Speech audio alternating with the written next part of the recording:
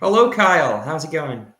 Tristan, it's going well. I am excited because Gold Derby polls are finally open. They So are. This is you great. already know what my favorite thing to do is to compulsively check the Gold Derby website and change my predictions because I am a madman and I hate myself. I think this means that like award season is officially getting started. When Yeah, Gold Derby polls are open. But yeah, Gold Derby. This is going to be fun. I think we're going to exciting. go through all the above the line categories and give our opinions on what Gold Derby has as their like top 10 and kind of go through. And I haven't selected my Gold Derby predictions yet. You're So going to you do can it help. live? I'm going to This do should it be live. You can help fun. me. Yeah, This yeah. should You be can help fun, me with fun, it. fun. All I'd love to right. see it. Let's do this. Okay. So as you can see here, Okay, we've got the Gold number Derby one, polls open. we have Sinners. Yes. Interesting. I do think this is locked in for Best Picture. So I think this is a safe choice to get. But Absolutely. I know Tristan is kind of like me. And I like, when I go in Gold Derby, I like going bottom up. Because I like playing the odds. Because with Gold Derby, if you have like something that's 1 in 100 odds, and once you select your stuff, you can go back out and you can see the odds of the actual percentages. You get more points for those. So Yeah. I don't know how you like to do it. But I do like sometimes going bottom up. Oh, do you want me to do bottom up instead? No. Do it the way that you would do it. We're gonna make this raw for you. Okay, sounds good. I just thought, these are kind of obvious predictions, and then it's more fun once we scroll down. We can kind of talk about some that maybe people aren't predicting, but are more likely than people Gold expect. Derby has it, But more likely than the odds I do suggest. think a big reason as to why Sinners is number one. I mean, there is a chance this could win Best Picture. It has a lot of hype behind it, and it's it kind of checks all the boxes. Like it's extremely critically acclaimed. It broke into the cultural zeitgeist. It made lots of money, and it feels new and fresh. But I think a big reason as to why this is number one is because it's really the only movie that's come out so far that has been widely seen that is a serious contender to um, get into the Oscar race, I would say. I I would concur with that. I don't think there's any other film that's been, when you say widely seen, I think you're meaning like Yeah. an actual release in normal theaters, not just Yeah, like that's what I mean. festival. Yeah, yeah. That would be majorly in the race. So I would agree with that. Yeah. Yeah. All right. Well, I'm going to put Sinners in. Maybe Okay, I'll great. keep it at number one. Maybe I will change the order in a little bit. But next up, we have Sentimental Value. Now, this what premiered at the Cannes Film Festival. We talked about it. 19-minute standing ovation. That's pretty crazy. Yeah. I think it's clear this is a lock. Yeah. I mean, I think the neon con player always gets in really. So Yeah. even though this is not win the Palme d'Or, I just don't see any reason why neon would choose It's Just an Accent as its primary contender over Sentimental Value. So at this point, I'm willing to say Sentimental Value is like completely safe, completely in, even more so than Sinners. I think Sinners has a better chance of winning, like you mentioned earlier. I do think Sentimental Value has a better chance of getting nominated. Like I could see a world where Sinners doesn't get nominated, Really? but I could not. I I think could. both are I could. locks. The, Yeah. the truth is, I'm always hesitant with anything that's genre. I can always see a world. I don't think Sinners will fall out. I'm like 99% sure it will not fall out. Yeah. But I would be, if I was choosing, if someone was asking me which one to bet on for Oscar nomination, I would say Sentimental Value. It's just the truth. Well, Sentimental Value definitely is more up the alley of a lot of Academy voters. I would say it's a drama, um, and it's an international film, so it's going to have all the international support. And this could be a critic's pick, even more so than Sinners. Like people loved this movie. Joachim Trier has a pretty amazing filmography. Worst Person in the World was a huge hit. Oslo, August 31st was one of the most acclaimed films of 2011. So he's got a narrative and he's got a lot of support, I would say, from the international branch. So yeah, definitely putting this in. And it makes a lot of sense that these are the top two right now because they're the only ones that have been widely seen that we have reviews out to really talk about. Everything else, we're just going based on vibes. We're going based on studio, based on whispers of test screenings and what festivals they're going to. So let's take a look at our number 3 here, Wicked for Good. This is to me pretty obvious as well. Yes, the first Wicked got how many nominations? It got 10 or 11? 10 nominations. Yeah, I can't imagine a world where Wicked misses at this point. It definitely could if it's like not as good, but as long as as long as John Cho nails for good, I mean, I think it's going to get in. Yeah, absolutely. And we never talked about the trailer, but we do have a trailer out now. What did you think of it? I liked it. I thought it was a good trailer. It looks good. The dresses, I think, honestly, remind me the name of the costume designer that won. I want to say it's Paul Taswell. Is that his name? I think so. I'm not too sure myself. He also won a Tony this year. I think he's gonna cruise to a second costume design Oscar for sure. Yeah, so good for him. It looks like they're introducing enough new costumes to really, I think, make an impression on that branch, and I think they've got costumes and production design in the bag. Unless there is another movie that could give it a run for its money, but we'll get to that. I think I know what you're thinking of. But yeah, Wicked for Good. I thought the trailer was great. I actually think it looks even better than the first one. Oh, really? I was really impressed by the visuals, and in the first one, I was one of those people that it didn't really bother me to the degree of some people, but I did find that, it looked very washed out. It looked very digitized. And that did kind of provide a wall where I couldn't fully immerse myself in the film like I can with a lot of fantasy films. And I think this time around, they really took those criticisms and made it a lot more vibrant and colorful and less digitized. And I think the results. I don't know how much that's true because this was shot at the same time, but the trailer does look good. The trailer does look good, like visually. So I think a lot of it production work, but a lot of it I think was editing and color grading, and I think they could have done a lot in post to make it punch up those colors, make it look a little more vibrant. I would say. Mm-hmm. It probably took a lot of work, but I think they could do some of it. At least fix it a little bit in post. Facts. All right, number 4 here with 80%. We still have the stars, so this means most people are predicting this. One Battle After Another. This is also Warner Brothers. They have Sinners as well. They are a studio that can get 2, even 3 contenders in. They do play the game, and they're also one of the biggest studios in the world. So what do you think about Paul Thomas Anderson's One Battle After Another? Only 2 of PTA's movies have ever missed the Best Picture nomination, Hard Aid and Inherent Vice. 3, actually, Punch Drunk Love as well. But in the expanded era, but like Magnolia and Boogie Nights and The Master, like those didn't get Best Picture nominations, but they were so close, they would have easily been in Best Picture. And if it was 10, in the expanded, yeah. Thank you for correcting me. No problem. No, it's difficult to imagine a modern day PTA movie that's not a big Oscar contender. Yeah, I've been getting less and less bullish on this. It just feels like it's too divisive.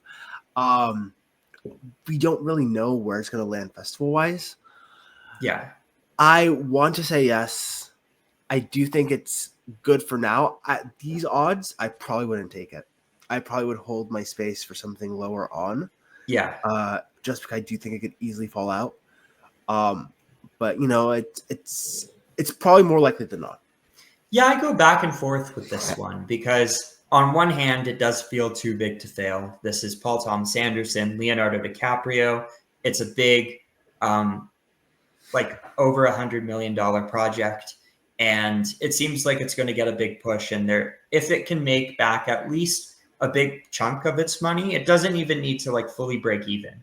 But if it can get close, because this has a lot riding against it in terms of the box office. But if it can get close or break into the cultural zeitgeist in some way, I think it's fine. Because the weird thing is, I usually don't trust a lot of test screenings unless I've talked to someone personally that has seen it.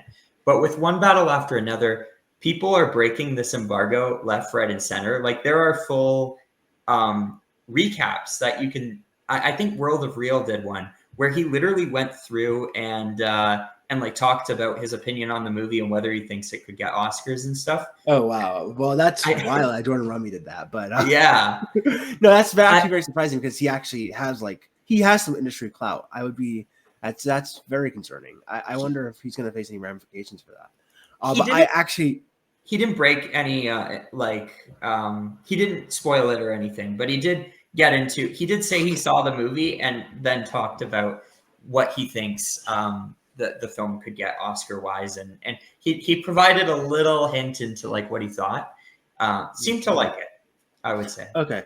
I have also spoken to people who have seen this movie. I think I might have even mentioned it to you. When I went to watch Sinners, one of my friends, JJ, he saw the film and he really loved it. He thinks it's a 5-star film. Yeah. That this is private information. We shouldn't be talking about who broke embargo, but I know his thoughts on it. I know he thinks it's amazing. And he's a tough critic. So I do trust his taste. Although he did give Superman 5 stars as well, so that's concerning. But yes, so I'm feeling good about it. I think it's going to be a great movie. I'm going to love it. It's probably going to be my top 20 of the year. But at these odds, I just wouldn't take it. I think what I'm going to do is I'm unless I'm like really not confident about any of these, I'm going to put it in for now, and then I will, once we get past the 10, I will delete them. I like this order right now. Actually, you know what? Yeah, I would say for sentimental value above Sinners. Yeah, I think I'm going to swap them just there. In terms of likeliness for nominations. Yeah. I'm feeling good. What? Why is it? Let's save. Do you see it? It says 2 and 1.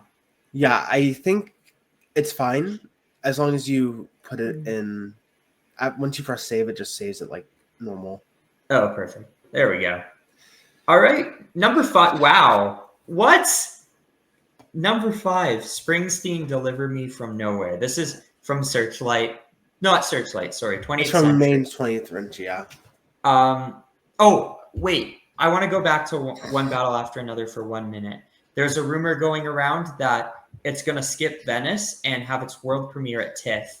And then a day before it comes out in theaters, or 2 days or something, it's going to have a big screening at the New York Film Festival. So world premiere TIFF, that's wild. And that could be a really good thing for it, because if you have, like, people at TIFF are going to be so excited, especially considering it's the 50th, that's the best audience to show a movie like this to, because I think like the crowds are going to go crazy for this movie. And then going back to Springsteen, this is 20th Century Bruce Springsteen movie biopic coming out in October. Rumors are it will play festivals, maybe Telluride and TIFF. What do you think about this one? Are you feeling confident? I have it currently my best picture 10. I do think it's probably looking good for at least actor and supporting actor, which with 2 above the line nominations like that, you kind of just throw it into best picture at that point. Yeah, it's just too close. The trailer looks like it's catering to people who will love this movie. Like Paul Schrader's gonna love this movie, like he loves The Complete Unknown. So I have to say yes at this point. At 61%, I think it's also a really good pickup. So I would say yes, but 5th I would say is a bit high for me. Like I'm not 100% confident. I'm very confident that Jeremy Allen White will be a big player, and that maybe Jeremy Strong will be a big player in supporting actor. But I don't know. I usually love these kinds of movies. Like I'm a big music guy, and I'm a sucker for music biopics. I really did like A Complete Unknown a lot. But the trailer I found a little sappy for this, and I'm a big Bruce Springsteen guy. Hmm. So I don't know. Maybe I'm hoping it's really good, but I don't have like all that much faith in Scott Cooper. I think this could kind of just be going through the motions. But then again, like part of it's in black and white. It's got a pretty good cast. It's about Nebraska, which is a more stripped back album. So I'm excited. I'm interested to see what they do. At number That's very six exciting. here, another 20th century film, back to back here with Avatar: Fire and Ash. How are you feeling about this one? The other two avatars made it into Best Picture, but there was such a steep drop off. Only 4 nominations for Avatar: Way of the Water. Yeah, That I just don't even know if I want to predict this until we at least get a trailer. agreed. Um, and we are aware it's at the same quality of Avatar 2. I actually do think we're probably getting a trailer like next week. I think it's probably going to play before Fantastic Four. Yeah, Um, but at this point, I wouldn't take it. But I'm excited. It's one of my most anticipated of the year, if not my most anticipated of the year. yeah. I don't see two 20th century films getting in. I think it's one or the other. I mean, maybe they could do that, but yeah, there's something about like just the fact that they haven't released anything yet is a little weird. But then again, it seems like it's ready, and they did like talk about it at the CinemaCon. So I don't think it's going to get pushed or anything like that. But you know, like the last one was close to missing Best Picture, so I don't know if I'm going to predict it, but I agree with you. I'm very excited. I thought Way of Water was a really good movie. Yeah, Then down at number 7, we have Begonia. This is the new Yorgos Lanthimos film, and it's Focus Features. Now, this will probably be playing the festival circuit. I'm I sure it will. assume Venice premiere. Hmm. Um, what do you think about Begonia? With Poor Things as massive, massive acclaim, likely being the runner-up 2 years ago, I don't know how you don't predict Begonia at this point. Agreed. There is a case where you can probably make that Focus normally only gets one in, and you might want to do Hamnet instead. Yeah. But I just feel like Begonia is a safer option at this point. But one thing that's interesting about Focus is that um, I looked at their previous slates, and they usually don't have a lot of movies in general. They usually just have like one very obvious contender, and that's it. I don't. I think they did get two in before. I'm not sure They which have, year, but but like yeah, not frequently. It's no. inconsistent with it. So But I think that's more of a lack of movies that they put out in general. And this year they seem to have a bigger slate because they have Begonia, they have Hamnet, and then maybe in the acting category, an enemy could Anemone. be a yeah. Um, they even have some movie with Hugh Jackman and Kate Hudson that could be a Who knows Golden if when Globes. pressure's completed? Who knows if it's going to come True. out this year, next year as well? So Yeah, that could be a thing. But yeah, what did you think about the Begonia trailer? Because we haven't I really. really liked it. I think it looks Yeah, fun. I have not seen Save the Green Planet, but I now really want to. yeah. Jesse Plemons looks really good here. So does Emma Stone. So I'm excited for it. I'm really excited for it. Same. I think it looks very topical. It kind of seems like a nice blend between kind of like the older, more off kilter Yorgos with the lobster and Killing of the Sacred Deer. That's kind of a little more like bitter and mean spirited, but with like that the Robbie Ryan like fish-eyed lens cinematography and aesthetic that he brought to Poor Things in the Favorite. So it's kind of this nice meld of everything Yorgos does well, and I do think this is going to be one of the most talked about films on the festival circuit this year. So yeah, and I'm feeling especially strong about Jesse Plemons being a big contender. He looks great. Yeah. All right, then. Wow, at number is this? Yeah, let's do this, and then I'll just delete these as we go along. And I'll move Begonia to 4. At number 8 here, they have It Was Just an Accident, the Palme d'Or winner, Jafar Panahi from Neon. This got Cinema. really good reviews. We'll probably see it at TIFF. They always have the Palme d'Or winner. Yeah, do you think that this is going to be a big, widespread contender? No. I agree. Yeah. But I do think we will have probably more than one international movie, and with sentimental value only being here, I think there's room for something to come up. There's a chance this could be it. I don't think it will. I just don't see Neon getting 2 in this year, but I am keeping my eye on it. The Palme d'Or has been really strong as a launching pad as of late, so I am keeping my eye on it. It's noted, but I would not predict this.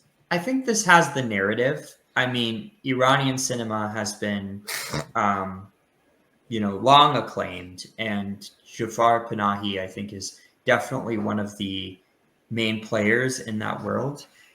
And he's someone who has built up all this credit on the festival circuit. He won the, he's got like a great narrative here. Golden Lion, the Golden Bear. I think he also won the Locarno Golden Leopard and the Palme d'Or, which only two people in history have ever done all 4 of those. And only, I think, 4 or 5 people have ever done the 3. So he's definitely extremely acclaimed. And this is the first time that one of his movies is getting a platform like this. But I just wonder, like, this wasn't one of the movies that was like really talked about. Like it was, but I do feel that it didn't have the buzz like Sentimental Value had until it won the Palme d'Or. And I wonder if it would have been as in the conversation if it didn't win the Palme d'Or. It would not. I don't think so. It would not.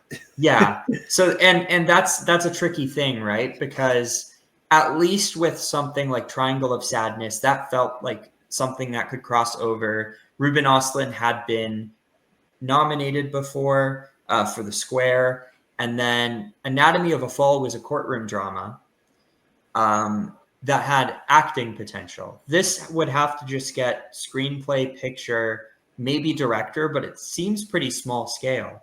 So I don't know if it has a full package. So for now, I think I'm going to put It Was Just an Accident right at the bottom here, and I'll probably end up removing that. Yeah. Then we got Jay Kelly, which is down at number 10 on their list, which I think is crazy.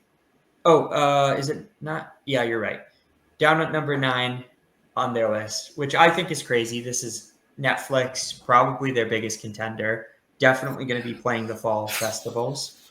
And it's Noah Baumbach, and it's got George Clooney, Adam Sandler, Laura Dern. I'm so excited for this movie. Yeah, I'm really excited for it too. Meritory was in my top 3 of 2019, but I do think there's a Netflix movie I have more confidence in at this point. I mean, that's fair. They have a crazy slate this year. Yeah, we'll see when we get down to it. But Jay Kelly, I do think Netflix will get 2. I think I've said this on the podcast before. I do think this is a return of Netflix getting 2 contenders in. Yeah, and I do think Jay Kelly is the number 2. So yeah. Yeah, I would agree. Oh no, I wouldn't. I think it's their number 1, but I do think they probably will get 2 this year. They have the slate for it. They could get 3, to be honest. Yes. And then number 10 is Marty Supreme, which I also think is too low. This seems very likely to be A24's main contender. They spent $70 million on it, plus all the marketing they're going to do. Chalamet's in it.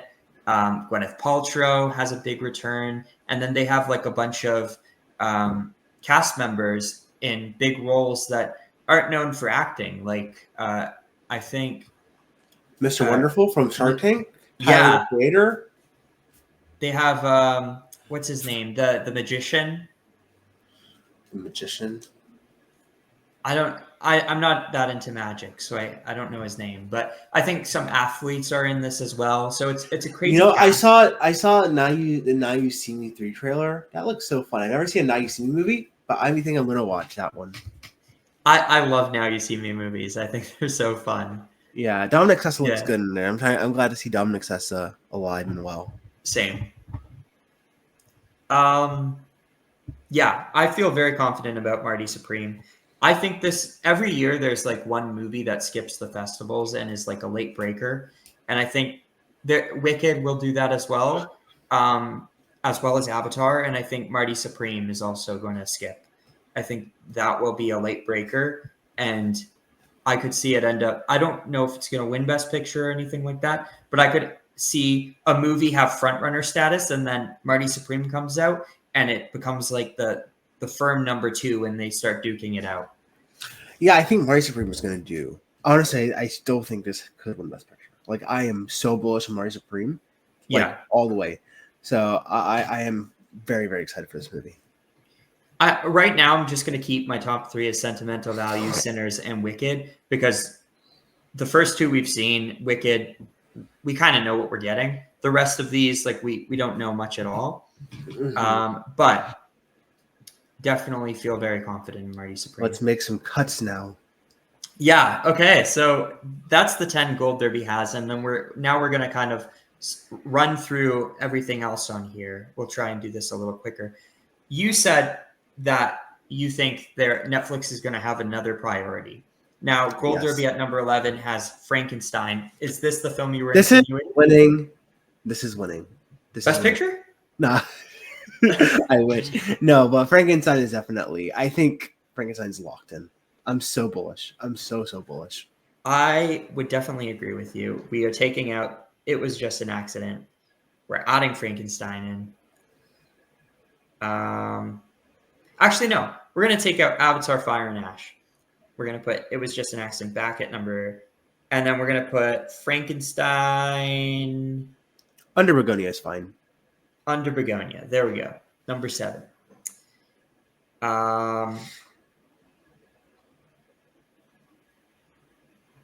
There we go.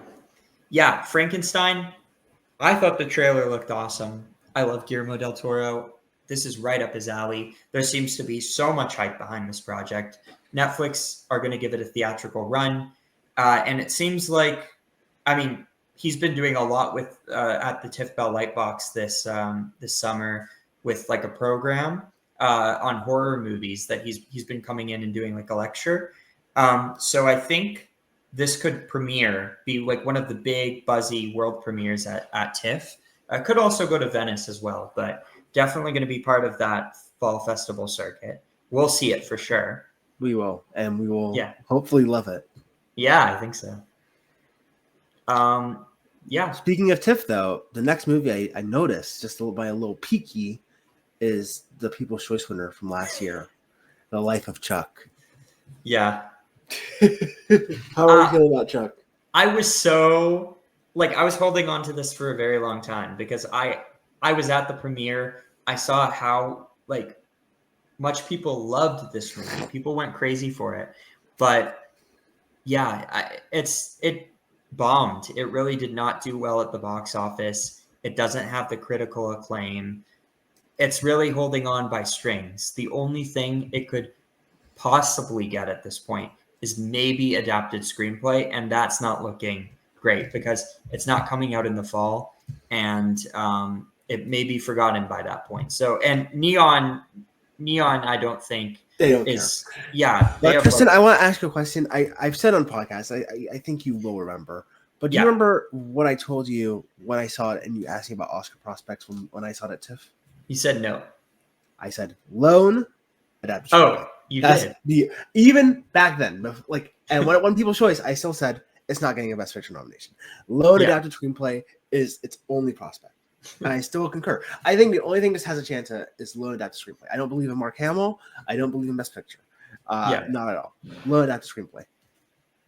If anything, I don't even think that's going to happen. But if anything, loan adapted screenplay.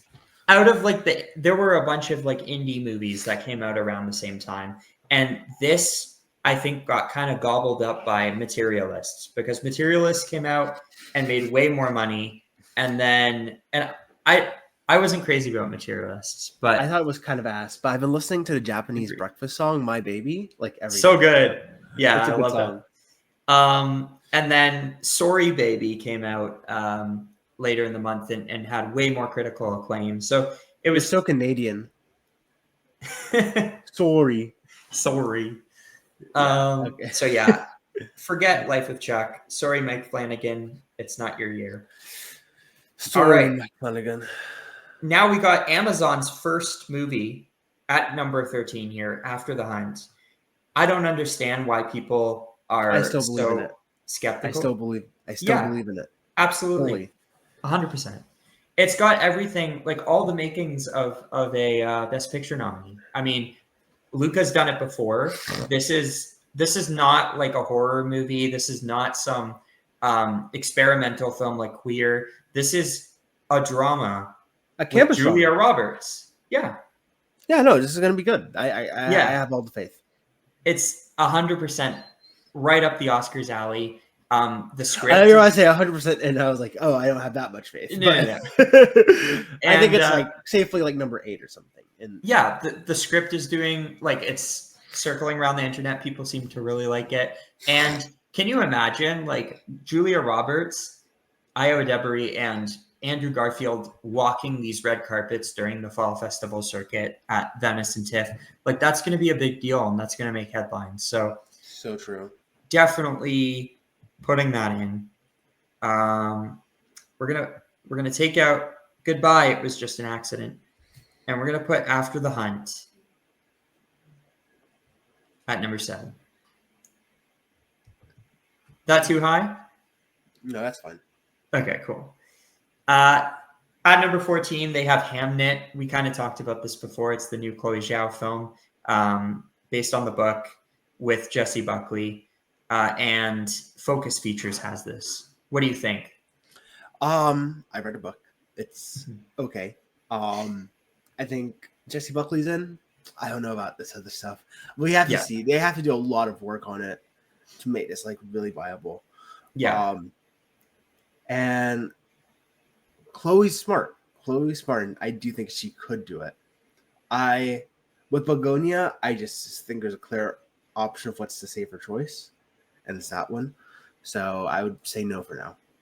yeah. These kind of like costume period pieces are not really in right now. Um, I think, yeah, I can't even really think the last one that got in. I mean, there's The Favorite, but Little that's Woman was the year totally after. which one? Little Woman was the Oh, year after. but those feel fresh and those feel modern, and I wonder if this is going to.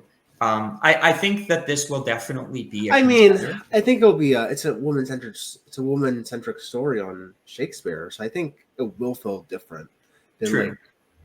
other like stuff about like literary figures, you know. Yeah. So Oh, look at that. We got a TIFF ad right in the oh, credit. there you go. Let's keep that one. But yeah, I think this will definitely be in the conversation. If it doesn't get into Best Picture, it'll still be in that 11 to 15 range, where it gets maybe adapted screenplay, maybe an acting nomination, maybe costumes.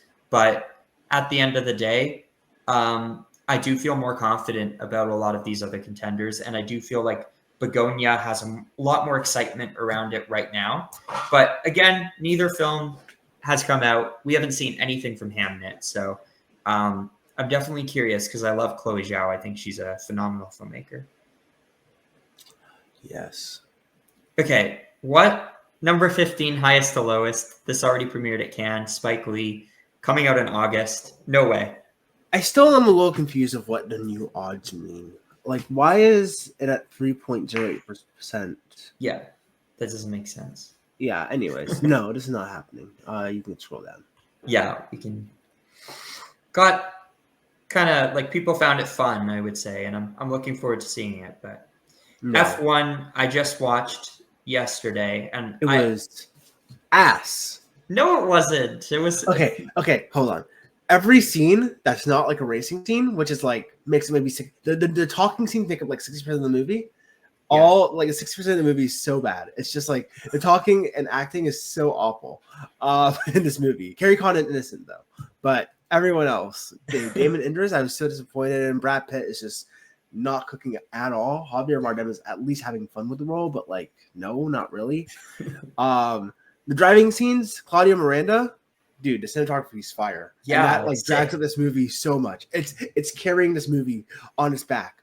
I There's so would much back disagree pain. with you though. I think like 75% of this movie is just racing. I No, don't no, no, think no. there's a lot It's of a it's like talking. 40% racing and then like 60% nonsense dribble. But like half of that 60% is them like running or like making cars and stuff. Yeah, Like yeah. Like there's like training montages and like making yeah. cars and stuff. But like it's not. I'm talking about the pure racing scenes. That makes up like 40% of the movie. Do you think Tate McRae is going to get an Oscar nomination? For original song, I think the Ed Sheeran song is the most likely. Yeah, I would agree. I'm joking. Yeah, no way Yeah. Tate McRae is I've listened going. to the whole soundtrack of this. Yeah. I Um, I think either the Ed Sheeran one, and if there's two that get shortlisted, I would say maybe Chris Stapleton. yeah. Yeah. I agree. Morgan Wallen, no way. No. Yeah, we can forget about F1.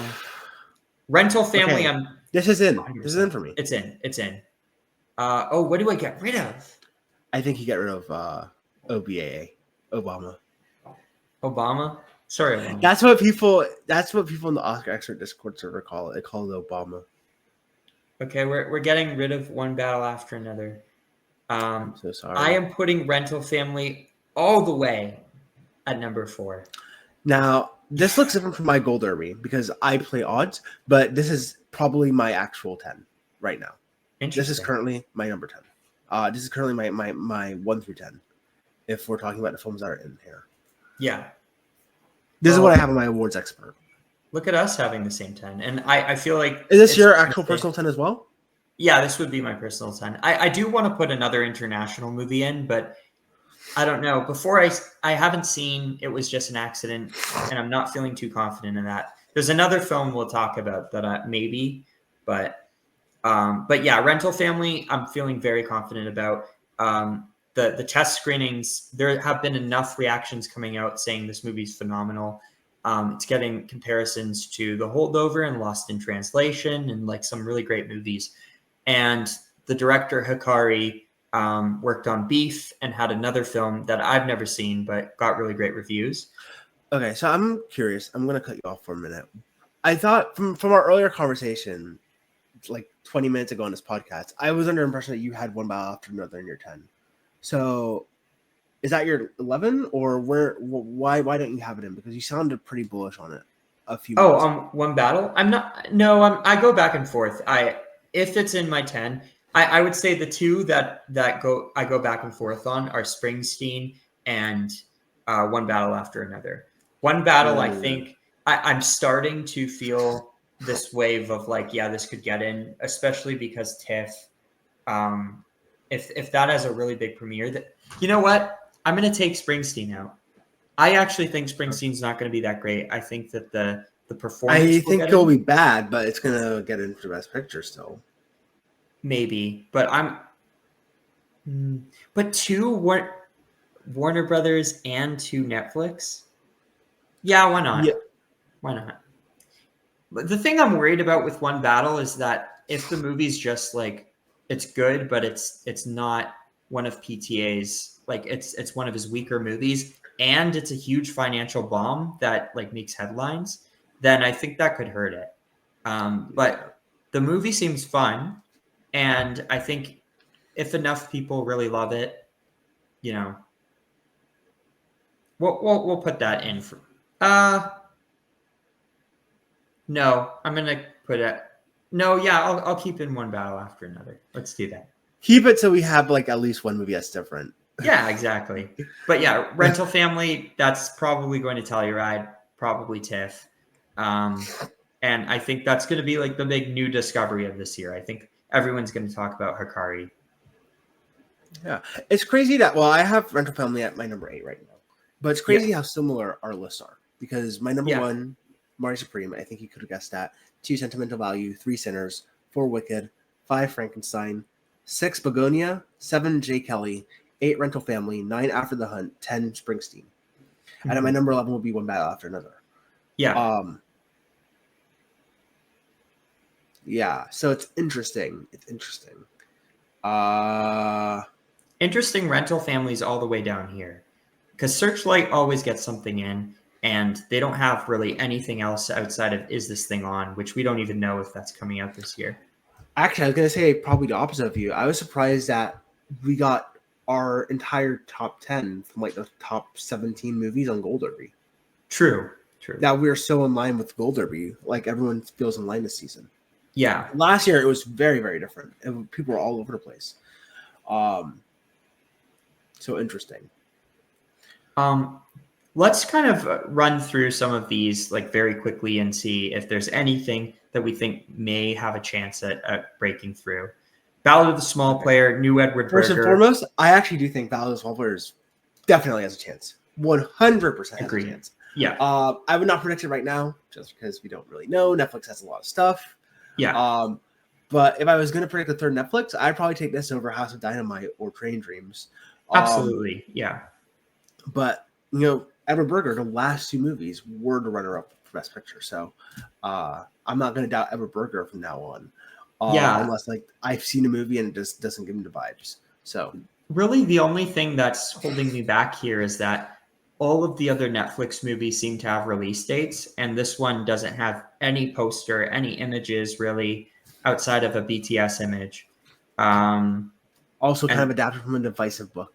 Yeah. Compared to like All Quiet, which is one of the most critically acclaimed books of all time, or Conclave, which is a really popular thriller, And Roman Joff, I think, is writing it. He doesn't have a very good filmography. So yeah, that's the only thing. Like the pedigree isn't the same as his other 2, but I think we still need to consider this, especially if rumors are true that this is in competition at Venice. Then we have Train Dreams. I'm going to say no way. It does have a really. I think there's a chance. I definitely think there's a chance for Joel Edgerton to get into actor. Maybe. I think there's a chance for Train Dreams to. I think if everything else fails, let's say that this is 2021 again, and it's like the Bardo flops, White Noise flops, like all these major Netflix movies that we're talking about all flop. Yeah. Train Dreams is a reliable Sundance hit, probably one of the most probably reviewed movies out of Sundance that they bought. They could always lean back on that. So yeah, I view Train Dreams in that All Quiet spot right now. I'm not going to predict it unless like everything else flops. Fair. But I mean, it's hard to imagine the Sing Sing guys making a Malick-esque film, but a lot of people were saying that this is Terrence Malick-esque. I don't know how well it's going to do with just like general audiences, but they did pay a lot of money for it, and they have it in a Prime Awards season slot in November. So they're definitely planning to do something with it, and they feel confident. Smashing Machine, I do think that this could be a contender. I feel good for acting. I don't know for picture. The trailer doesn't strike me as a picture contender, but I do feel like when you see where Dwayne Johnson is in the acting odds, I think we're going to have a good conversation because I think he's very undervalued right now. Yeah, I'd agree. And then Black Bag, no. Materials, no. I don't even know what Nuremberg is. I don't know. House of Dynamite. Catherine Bigelow, Return. Maybe. This one Detroit made no noise whatsoever. What was her last movie? Was it Detroit? Detroit, and then before then it was Zero Dark 30, and that was okay. huge. So that dude, wow! It's been over a decade since we had a Catherine Bigelow Oscar thing. Yeah, I don't like Rebecca Ferguson or Idris Elba in this either. It feels a little odd for the film. Yeah, but so I'm gonna say no. But I know some people are very bullish on it. Bigelow is at the end of the day, she started her career as an action filmmaker with like Point Break and stuff. So this could be a return to that, but with some political commentary. I mean, it's real time, so like that is cool. That sounds Yeah, I mean, real-time missiles launch at the White House.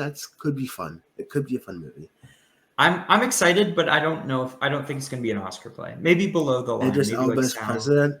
We have a black president. Yeah, Based. but could this be just like Heads of State too, which Idris Elba plays the prime minister? Oh, really? I have Yeah, not seen that. Is that the of one with England. John Cena? Yeah. Oh, wow. Interesting. Amazon MGM is not going to campaign for After the Honey anymore. They're going to do Heads of State, obviously. Oh, definitely. Yeah. 28 And years then later, no. no. I do think makeup's possible. Wake Up Dead Yeah. Man. This is interesting. I actually am more bullish on Wake Up Dead Man than I think most people are right now. Every Knives Out movie has competed for 3 categories: screenplay, supporting actress, and picture. And they've always only ended up with adapted screenplay or original screenplay if you're talking about the first Knives Out. Clearly, I imagine that's probably going to be Glenn Close, not Mila Kunis, that Ryan Johnson is writing the media role for. Yeah. But I just have I just cannot predict this for Best Picture when the other two did not. But I'd keep my eye on it. Yeah, I would agree. And yeah, Glenn Close is she coming for her Oscar? And Maybe. then a lot of these I don't know. Die My Love, I think you have Secret Agent is possible, I think. Movie Die Maybe. My Love they did with a substance, so and they bought it for like 23 million. Yeah. Yeah. Because of the Spider Woman I think is possible. Ella McKay, probably not, but we'll see how it goes. I feel like that movie's just going to be okay, which sucks because I love James L. Brooks. Yeah. And Keep of going. these are really catching my eye. Hedda, the new Jim Jarmusch. I'm curious about this because this is a family drama with Cate Blanchett and Adam Driver. Jim Jarmusch has never, really broken through, but he's more of an art house guy. That looks like everything. Yeah. The only thing that's not here that I think we should take into consideration is Late Fame, which I don't even know if it's coming out this year. Oh, and The Wizard of the Kremlin, which is going to be at Venice, apparently. That one I would keep an eye on. Gold Derby has a rule against movies that don't have distribution yet. So Ann Lee, that's another one. Are not here. Yeah. Stuff like those. And Late Fame, Christy Martin. Yeah, a couple movies that... Late Fame doesn't have distribution yet? I don't think so. Okay.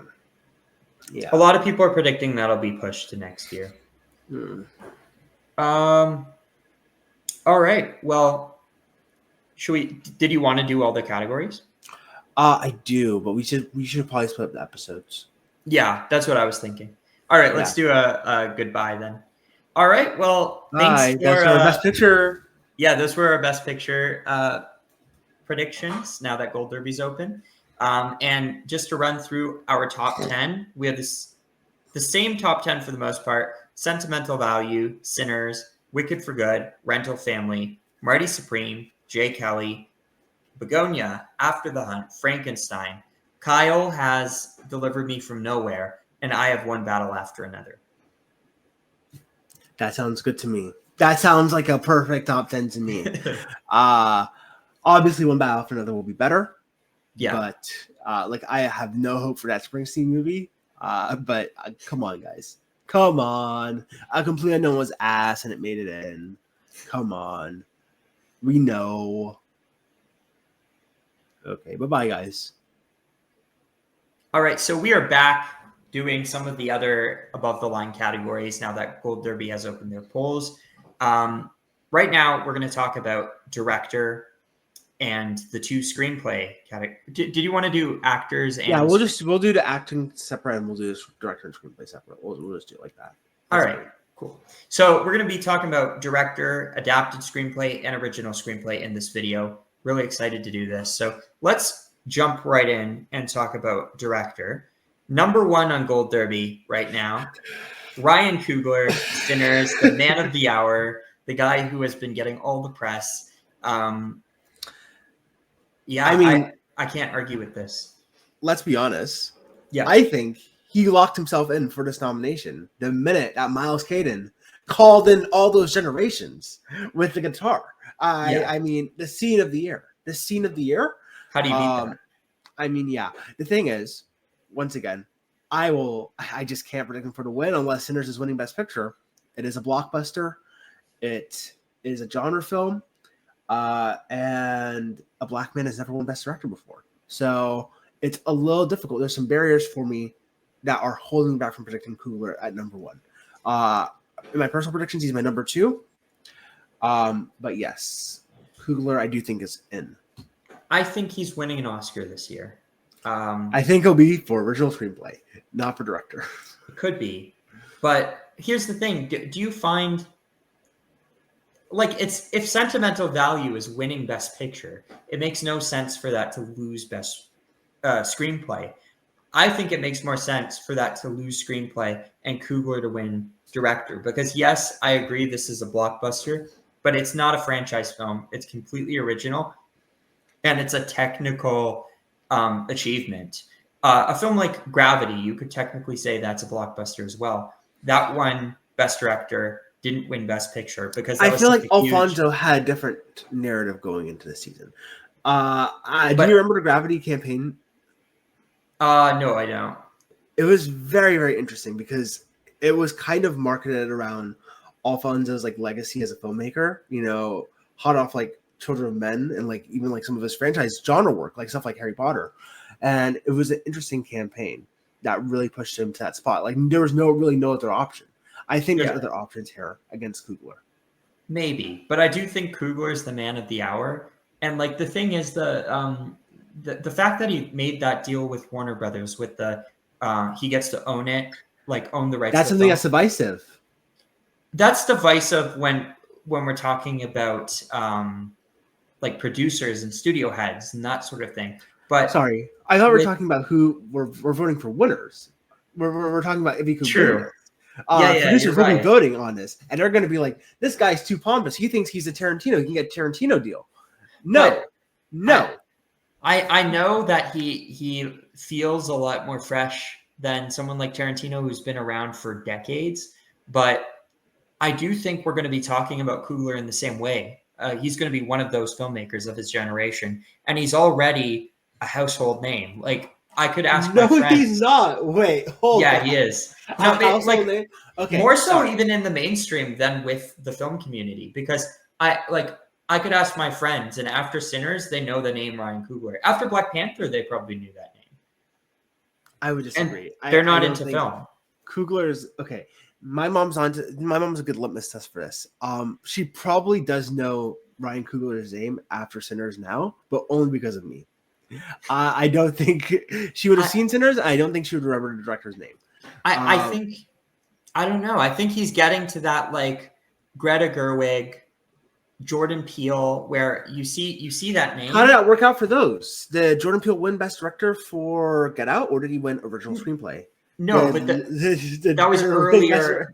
That was earlier in their careers, though. Like for this is different. This is like people are talking about Coogler and that scene in Sinners, the scene with the different generations, where that is like one of the most impressive scenes in cinema. Like people are just blown away by that, and that is something that I think is going to really fuel his director campaign. And I think he's going to win, regardless of if Sinners wins Best Picture.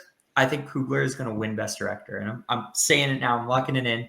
I could change my mind like once I see other films, but I just feel like there's so much love for Ryan Coogler right now, and like this guy, you know, spearheaded so many of these franchises, like Black Panther and Creed.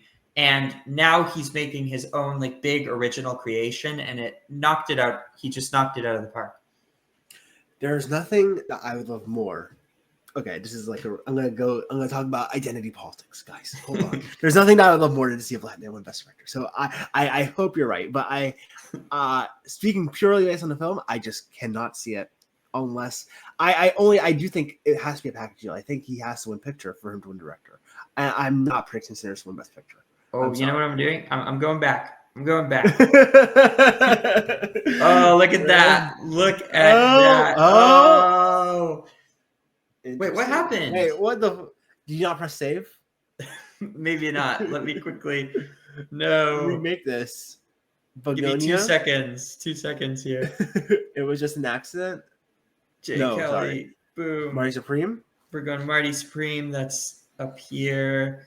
We'll do Frankenstein. We'll do After the After the Hunt Hunt. and Rental Family. And then Save and next. Save and next.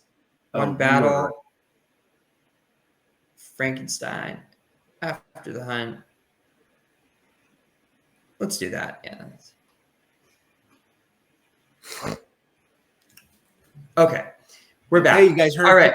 Sinners, Best Picture, Best Director. Are you going to go for a trifecta and say screenplay in a minute? We'll see. We'll see what Tristan's feeling. We'll see. But my number one right now is Jacques Couture for Sentimental Value. I would love that. He's like one of my favorite filmmakers. Okay, so we're splitting the difference because I want Coogler to win. I want Joachim. You want Joachim Trier to win Best Director, but I just have to predict it given what we know. Yeah. I think this is. I really do think Joachim is probably going to take it. I mean, everyone loves Worst Person. I think Joachim is only on the up. You have the Joachim Trier summer shirt that Elle Fanning was wearing from Brat Summer. We're so back. Have we ever been more back before? Have we ever been more back? I'm very, very bullish on Joachim Trier taking this. I love that because I'm just such a big fan of him. He's been working for a really long time. He broke out. You know what? One thing that's weird. He seems like he's been around for a lot longer than Coogler, but Coogler started. I think Coogler's big was Fruitvale. Yeah, whereas like Joachim's breakout, I think was Oslo just 2 years earlier. Yeah, so they're pretty much around the same time. But yeah, Joachim like had a long like build up, and then Worst Person I think really made him a major name. But yeah, can't wait for Sentimental Value. I think that's going to be the one I'm championing. We have another Cannes filmmaker here, Jafar Panahi at number 3. That would be cool. I love his narrative. It would be really cool. Yeah. Yes. I'm reminded of Muhammad Rasulullah from last year. Yeah. And how that went nowhere. I do have a counter to that though, because please, I loved Seed of the Sacred Fig so much, but that movie, I think the narrative was bigger than the acclaim for the film itself. A lot of people did not like that third act, and Rasulullah, I did too. I thought it was amazing. Rasulullah, while he is, a filmmaker that I think he won the Golden Bear. He's very acclaimed. He is not even close to the same level of recognition as Jafar Panahi. Panahi is like on a different level. Like Panahi was the protege of Abbas Kiarostami, and he's also one of the few people to win the trifecta of Berlin, Venice, and what was the other one? Berlin, Venice, Cannes, and he won Locarno, which makes him only one of 2 people to win all 4. Not that Locarno is even like as big as those 3, but apparently that's like an added bonus. And yeah, he's a festival favorite. He's been around for a really long time, and I mean, he's just like been through so much. He there was a story, one of his films, This Is Not a Film. He took the film, put in a cake. Yeah, put it in a cake, and then took it over the border. He made films on house arrest. Like, this guy has been really pushing through. I really want to put him in because I think this would be a huge moment for Iranian cinema. If he's in my 5, he would be my number 5 right now. I just can't put him super high, but I think it's safe to put him in right now. Yeah, because this is the kind of thing where I could see him get in without the movie even getting in. We've seen that happen like Winterberg. With Winterberg. And I don't think people will make the argument like, oh, well, that's because there wasn't 10 films at the time. But I don't think Another Round would have gotten in if there were 10 films. And I don't think Cold War would have gotten in if there were 10 films. So it can happen. And especially considering that it was just an accident, probably won't be eligible for foreign language film or international film because Iran is not going to submit this. So I think this could be a way for the director's branch to be like, we love this guy. His story is amazing. He's an incredible filmmaker. Let's give him some love. Yeah, I might keep him in there. And then we have Yorgos Lanthimos for Begonia at number 4. Yorgos has been nominated twice before for The Favorite and Poor Things. What do you think? Are you feeling Yorgos is getting his third? We have the film in Best Picture. We do. And we have a high up too. Yeah. I would say we can add him for now. Yeah, I'll add him for now. I do think that the movie looks smaller scale than The Favorite and Poor Things. I think those movies are so lavish and huge, and this does feel more contained. So I wouldn't be surprised if he drops out. And then number 5, I mean, Paul Thomas Anderson, if you have the movie in Best Picture, it's hard not to. He's going to get in, yeah. Yeah, he is so beloved. He's one of those filmmakers like a Tarantino or Nolan or Scorsese, Spielberg. He just comes along with the package. He's just a part of the package. He's got a huge legacy. He's one of the most beloved filmmakers in general. People know him, and the Oscars love him. Like he's gotten a ton of nominations at this point. So hard not to predict. No wins. Yeah. And that will continue this year because yeah, unfortunately. Okay. Neither of these people are getting in. Hamnet, no. John M. Chu, no. Sorry. I would agree. Yeah. I mean, I do want to see something from Hamnet just to get a sense of it, because I love Chloe Zhao. She's a Best Director winner. So, it's hard to say, like, just dismiss her entirely. John M. Chu, no way, I don't think. I love Eternal so much. My favorite Best Picture winner. Josh Safdie. I think he'd be my 5. Yeah, I'm putting him all the way at number 3. I mean, the Safdie brothers have never been Oscar darlings, but they only have a couple films. And I think since the release of Uncut Gems, their name and their brand has risen significantly, and people are more familiar with them at this point. And I think when Smarty Supreme comes along, there's going to be a lot of hype behind Josh.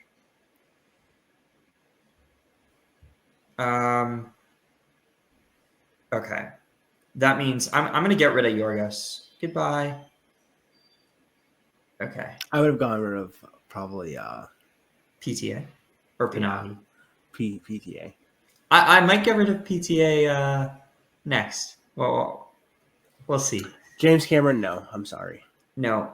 Baumbach, I'm going to say no. I don't know. I'm going to say yes to Del Toro, though. I think Frankenstein's it. I really do. Trust me on this. Trust me on this. I'm not going to. Trust me on this. Okay, I think Jay Kelly and After the Hunt are going to be huge contenders. I think these two, though, are more writing films.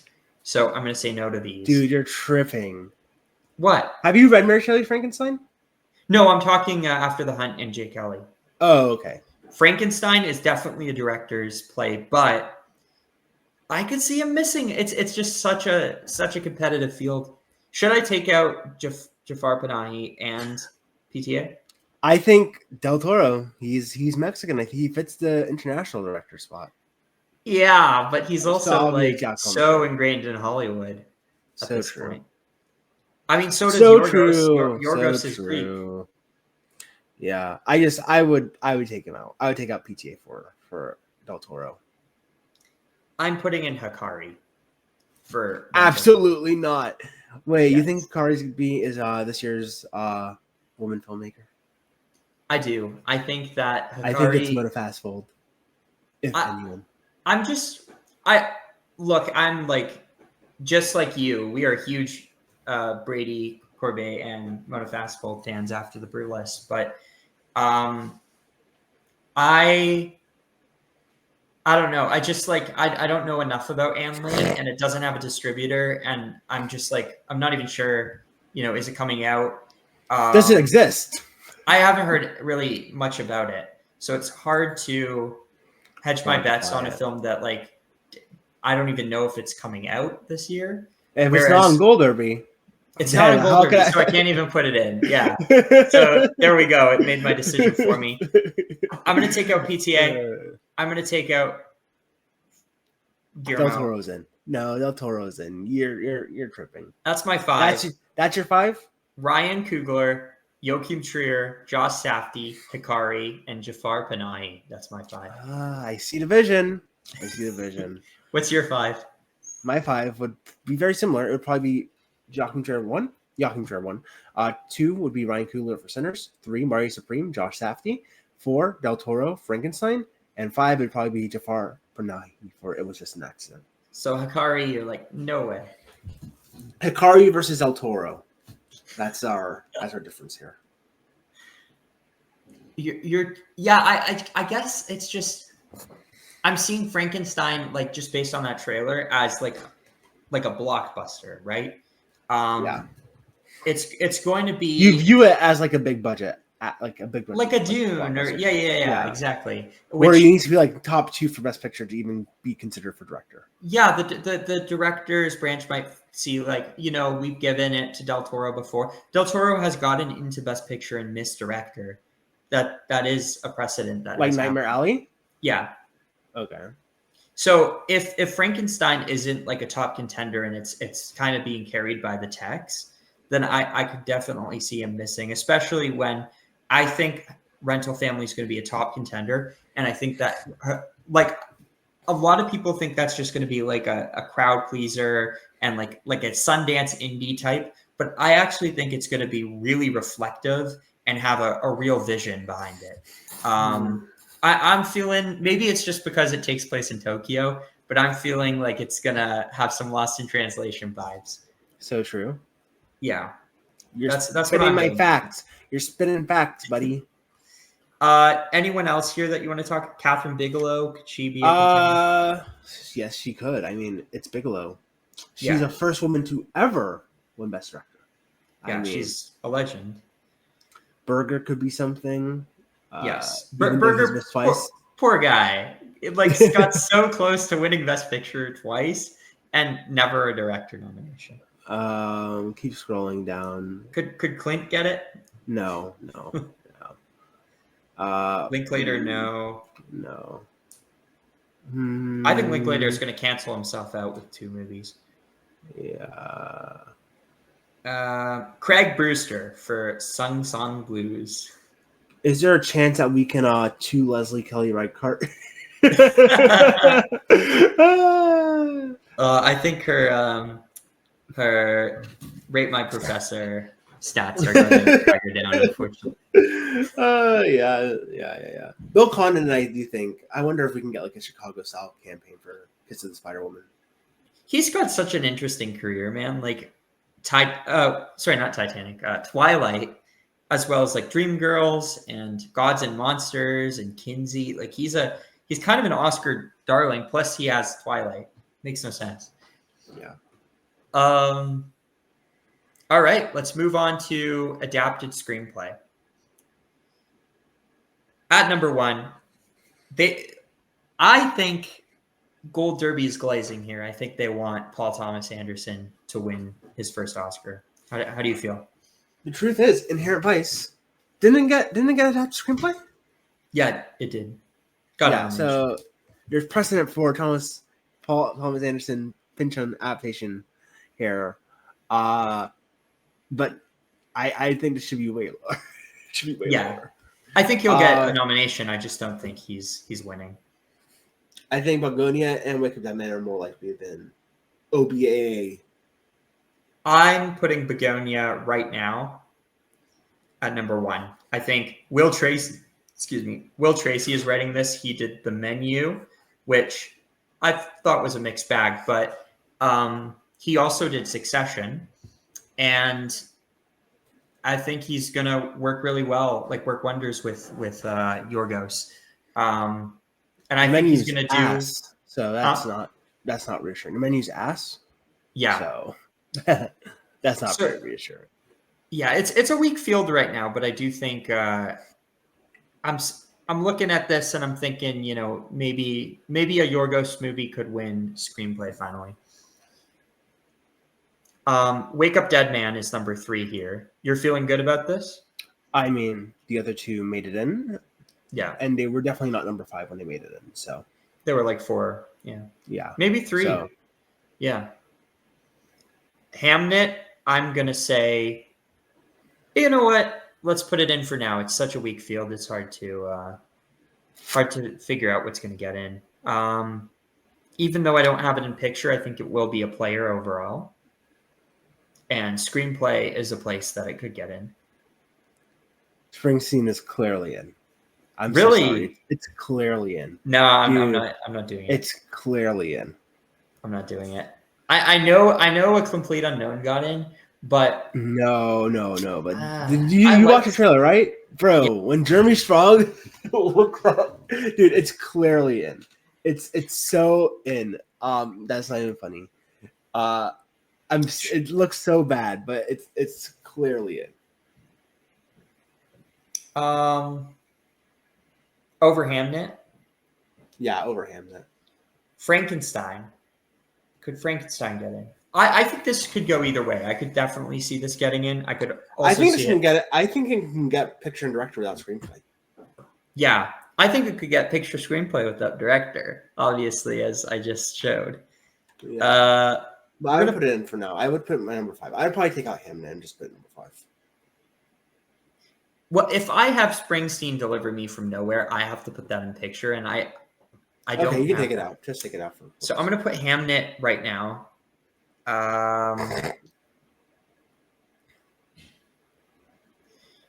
And then there's not a lot of contenders here. So Life of Chuck, maybe, I would say, but I think I'm starting to rapidly lose faith in this. Wicked for Good, it's possible. Wicked was number 6 last year. No, it was like number 6 though. Musicals, it's very difficult to get in the screenplay category as a musical. But, we had Amelia Perez do it last year, and Wicked was very close. So I'm keeping my eye on it, but I would not predict either.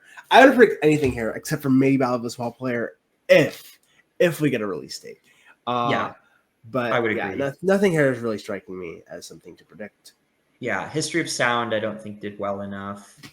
Die My Love, I think really that's kind of lone actress.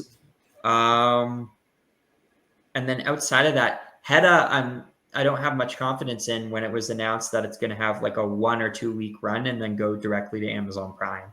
So outside of that, none of these really strike me as big contenders. I think it's a weak field this year. So I'm going to do this. I'm going to have Begonia, One Battle After Another, Frankenstein, Wake Up Dead Man, and Hamnet. How about you? I think I have the exact same, except I have Wake Up Dead Man like number 2 over OBA. Mm-hmm. And I have Hamnet out instead of Springsteen. That's fair. All right.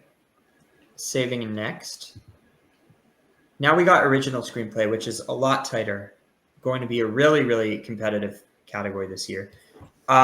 Sinners is out front at the moment, as it was in picture and director. Do you think you didn't have Sinner? You think Sinners is going to win screenplay? Oh, I thought you were going to say nomination. Oh, yeah. No, I think Sentimental Value is winning screenplay. So I see a world where Sinners can win picture and director. And if it's such a tight battle with Sentimental Value for those top 2 prizes, Sentimental Value could win screenplay. Actually, I do think Sinners could win screenplay. I say, I'll split the difference. Joachim Trier right now is my director. Sinners, Kugler for screenplay right now. I'm also going to split the difference, but I'm the opposite. I have Joachim Trier winning screenplay. His movies just like they're so dialogue driven and very down to earth, and there is definitely a lot of style in his films. And I hear Sentimental Value is like a step up even from his previous works. But I think his collaboration with Escobar, who's his longtime friend and co-screenwriter, I think is such a big driving force behind his films. And I feel like there's going to be a real big push in screenplay for that partnership to get awarded, especially if Sentimental Value is a top contender. Whereas Coogler, I always hear when people talk about him, it's as a director and what he did with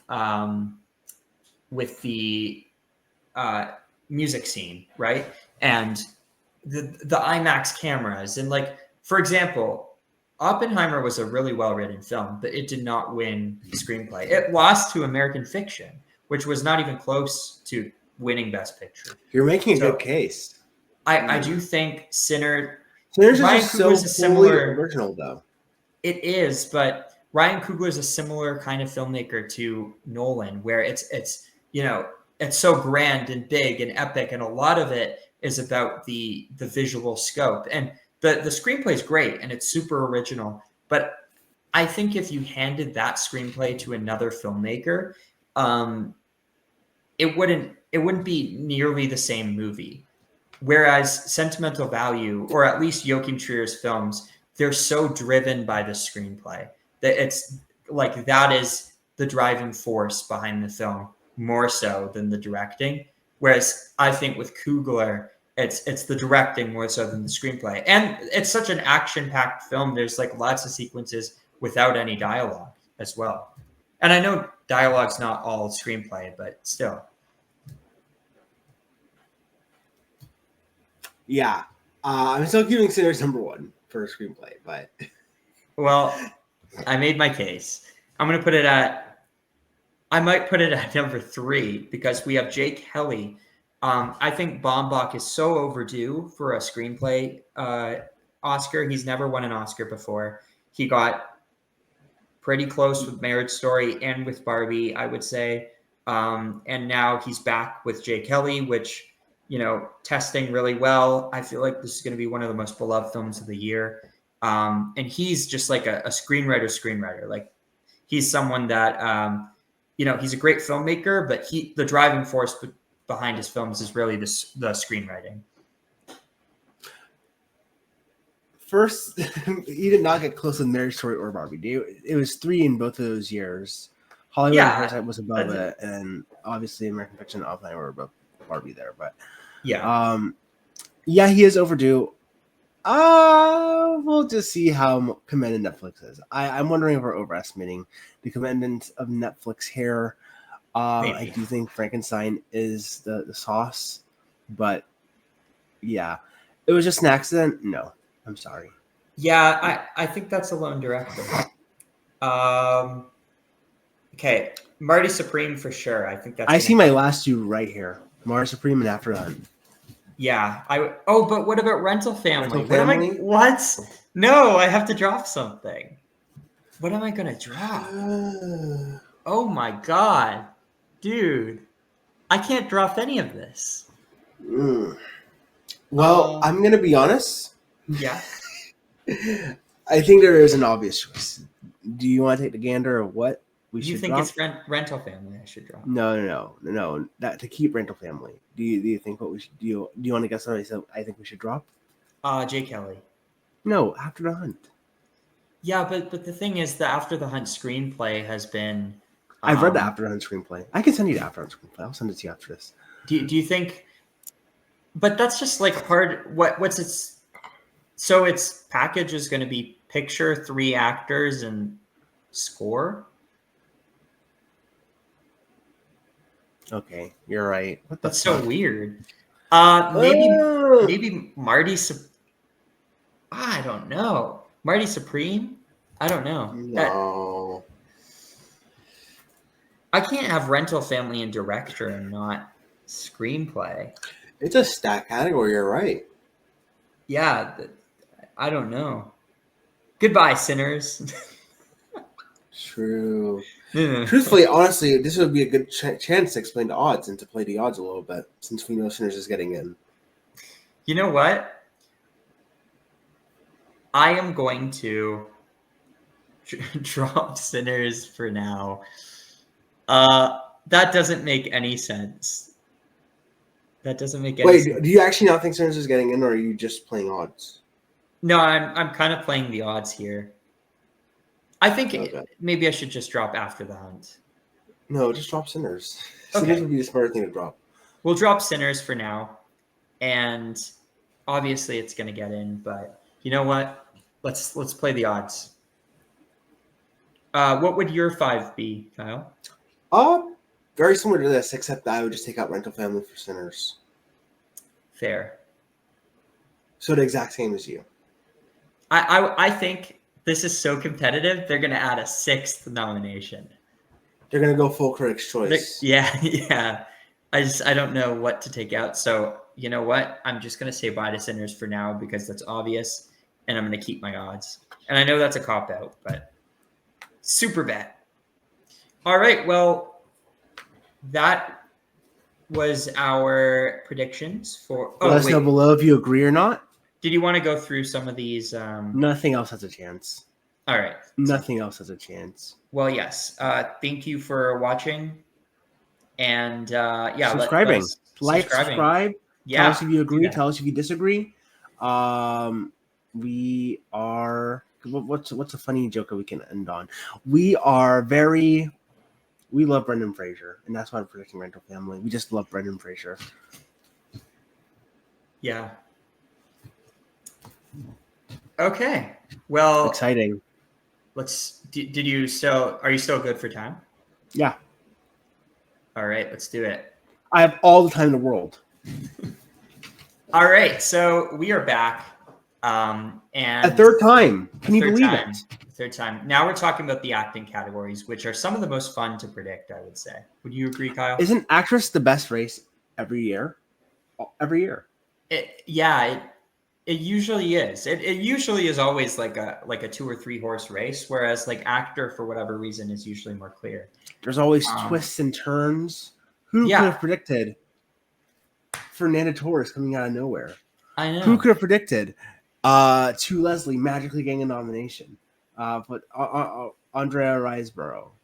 That's her name. Sorry. Andrea Riseborough. I'm so sorry, Andrea Riseborough, for calling you To Leslie. Her name is To Leslie. To Leslie. The movie's named after her.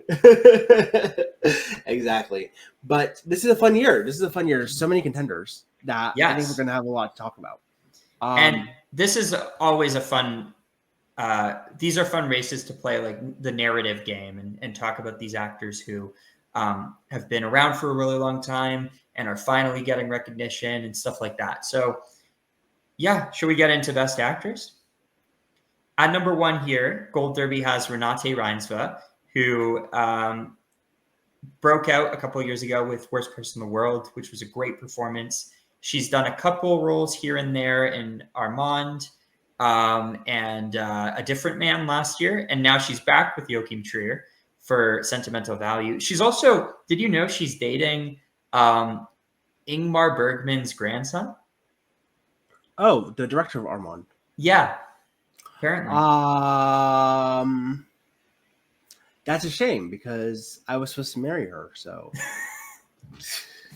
they're not married; they're just dating. So, well, don't keep Renata if you're listening to our podcast. I know you try to keep up with where you're at in the race. I mean, don't let your boyfriend keep you from finding your husband. And I'm right here. You know, I'm right here. So, can you speak Norwegian? I will learn. I will become a linguist just for her. Well, we got Sentimental Value, huge contender. We've talked about it quite a bit at this point. Renate Reinsve, pretty fantastic actor from what I've seen. And apparently she's really amazing in this role. Do you have her in your 5? I do have her in. She's not my number 1, though. Yeah. Right now she's my number 1 because she's the only one we talked about. But I also feel that she is going to get a nomination, but maybe not the win. As I hear that movie is more of an ensemble piece, and that while she is the lead character, it's not like Mikey Madison, where like that film was all carried on her back. Like I do hear a lot, like even more talk around Stellan Skarsgård, who we'll get to. Number 2, Cynthia Erivo. She got in last year for Wicked. Now she's looking to come back, get her EGOT with Wicked for Good. How are you feeling? I think she'll be an EGOT winner this year, but not for actress, for song. She's also not my number one. Do you think that the Sinner song could derail her EGOT chances? It depends because, as you know, you can submit up to 3 songs for shortlist and 2 songs for nomination. Yeah. We will have to see which ones they choose because there's quite a lot. It's got to be what is it? What's Lie to You? That's the main song. Yeah. During the pivotal scene. I don't know. I honestly feel like I think there will be some fuckery here. I think no matter what happens, Cynthia will come out on top. Interesting. Yeah, I do you think Ludwig is going to get his 3rd Oscar this year? Ludwig Göransson? He's attached to every song as a writer. I do think he's going to win score. Yeah. Oh, I meant for song. Sorry. Oh, yeah. You think he's going to get his 4th Oscar this year? His 4th? I do. You have finished for song and score. No. I have Wicked still for song, but I think it's a close. The one that you're specifically talking about, I like for you. Ludwig is definitely attached, as well as Miles Caton. Yeah. So, the only thing with that song is like it is a song, but it's so tied to the visuals and to what's going on in the movie. It's not really a song you can listen to outside and get the same impact. Whereas the Wicked song is going to be more traditional in terms of like, this is a song people are going to sing, and it'll probably, be a karaoke staple and stuff like that. So I do, in that regard, I do think Wicked probably will come on top. Could you imagine if Ludwig really wins score and song and he has 4 Oscars and he's 1 away from beating John Williams' record in his 30s? Yeah, it would be crazy. That'd be annoying. No, that would piss me off. But I do. He did not deserve the Oscar for Black Panther. Nicholas Patel snubbed. I totally agree, but I think he absolutely deserved it for Oppenheimer. I think that's. Sorry, no. Dude, I'm sorry. Tristan Fendrix, I'm a huge. Oh, you even knew who I was gonna say too. You knew I was gonna say Poor Things. Yeah, that score is actually good. That's some sauce. Sauce. Ludwig 100% deserved that for Oppenheimer. I'm a big fan of the windmill scene that Tristan Fendrix is part of in England. What made you think I was going to say? Because I'm not a Poor Things fan at all. So I'm I was going to say Driskin for score. What other option? What other option is there? I mean, of the nominees, maybe I like the jazz music in American Fiction. I forgot that was even nominated, to be honest. Yeah.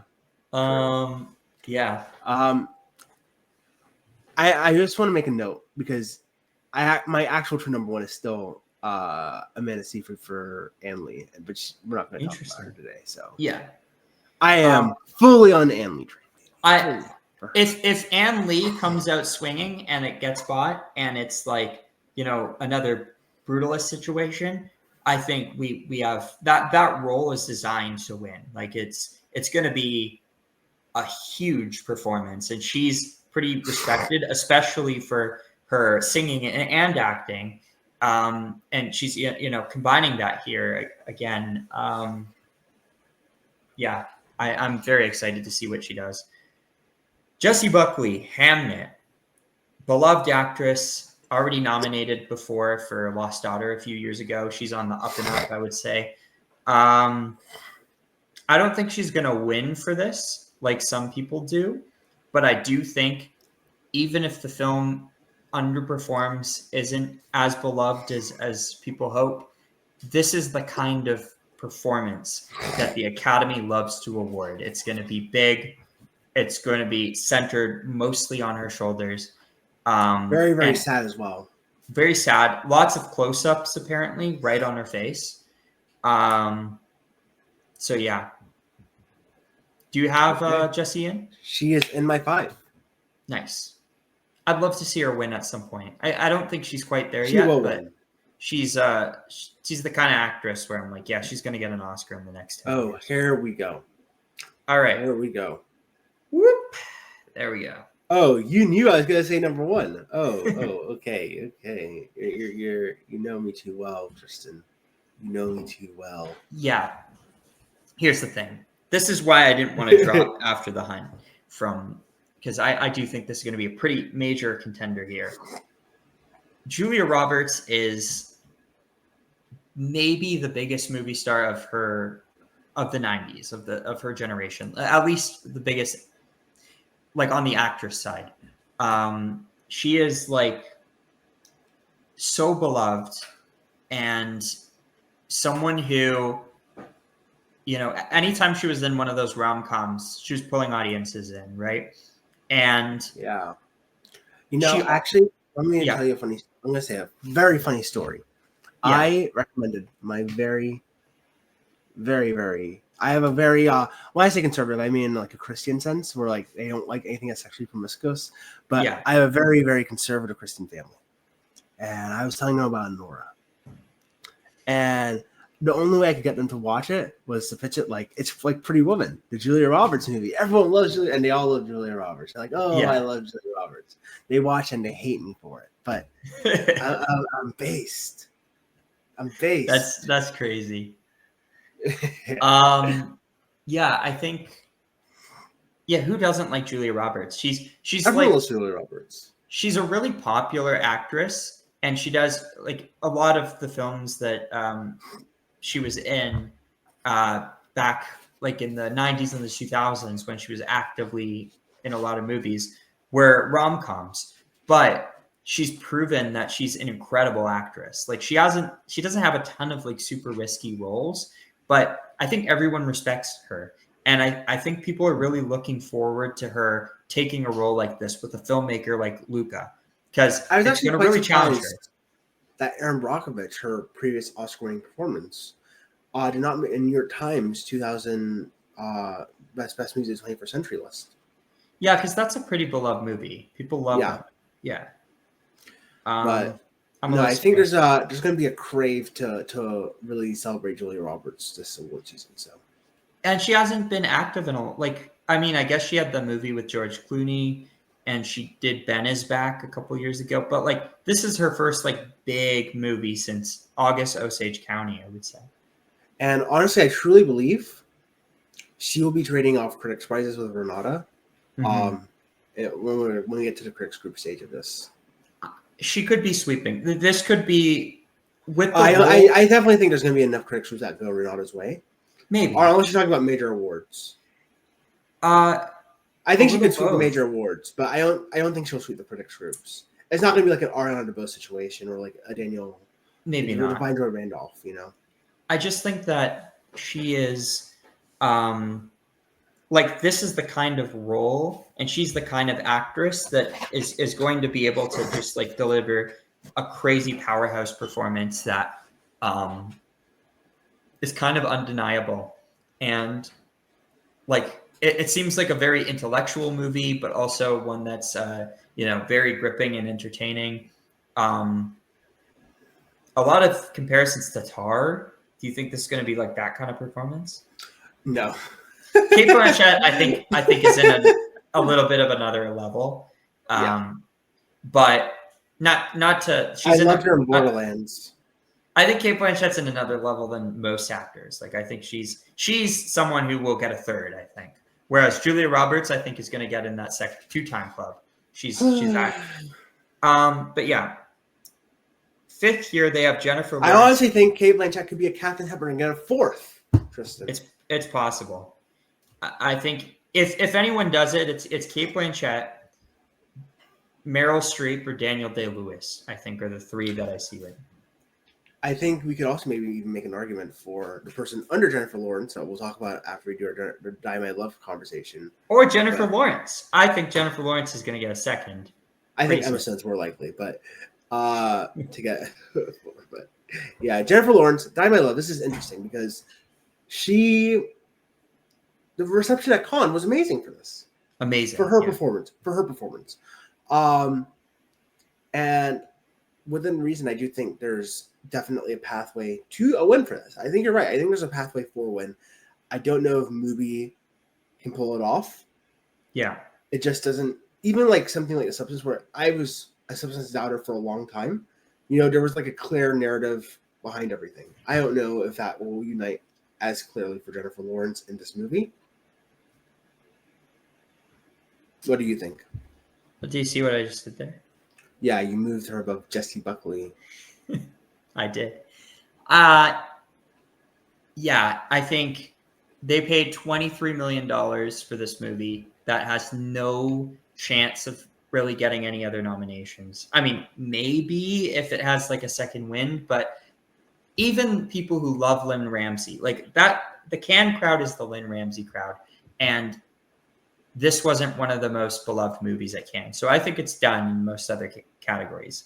But Jennifer Lawrence got such huge praise. Like I heard so many people say this is definitively her best performance. This is the introduction of a new era. This is what we've been waiting for because we know Jennifer Lawrence has that power as an actress and can really do something daring and crazy. And people loved this performance at Cannes. And Jennifer Lawrence is one of the biggest stars in the world, or at least of her generation. Like everybody knows her. She's led multiple franchises. She's also super well respected. She has is it 5 or 4 nominations? 4, I think, right? Silver Linings. Yeah, I think it's 4. But in a very short amount of time. Yeah. In like 4 nominations in 6 years, which is almost unheard of. So it's been a long time. I think, yeah, it's been a decade since Jennifer Lawrence's last nomination, which is hard to believe. She went away for a little while, then COVID happened, and so I think I don't know. I think there's going to be a lot of press on her. The entire campaign is going to be centered on Jennifer Lawrence, and obviously the performance is good enough to get a nomination because this is going to make lots of critics lists. Yeah. And then I would take out Jessie Buckley for Emma Stone. No, I think this is the top 5. I think Emma Stone is not lead actress. That's my prediction here. You think she's going to move supporting? I do. I think Emma Stone's in, but I would take out someone else. I'd probably take out Jennifer Lawrence. But since you have Jessie Buckley last. So here's the thing. I feel like Gold Derby's not going to have Emma Stone as supporting. But I do think that based on reading the synopsis and hearing from people who watched the original movie, that part, while very substantial, is not the sole focus of the movie, and that there are lots of scenes between Jesse Plemons and his mother, played by Alicia Silverstone, or Jesse Plemons and the other kidnapper, where Emma Stone is completely off screen. I think this is clearly a supporting performance. And while Emma Stone is the kind of actress who's like a lead star, a huge Hollywood star, she's won her Oscars at this point. I don't think she's gonna be fighting for a spot in lead if it's clearly supporting. Like I know there's certain actresses where it's teeters on the line and they want to be put in lead. I don't think Emma Stone has 2 Oscars, right? So I think a supporting nomination for her probably is more likely. That makes sense to me. I know where you're coming from. Yeah, this is my 5, but you have Emma Stone instead of Jennifer Lawrence.